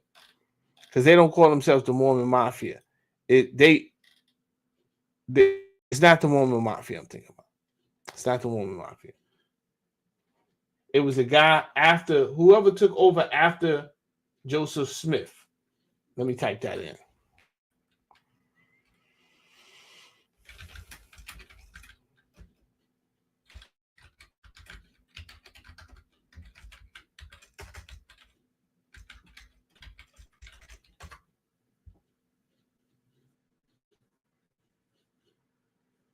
Brigham Young. Brigham Young. That's his name.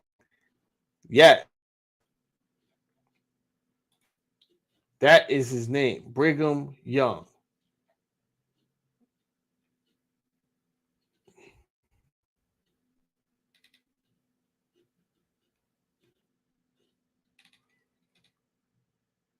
Go check out that show I told you about. I gotta go get something to eat. Thanks for rocking out with your boy. We don't need to go no longer than this, right? I'll holler at y'all later. Peace.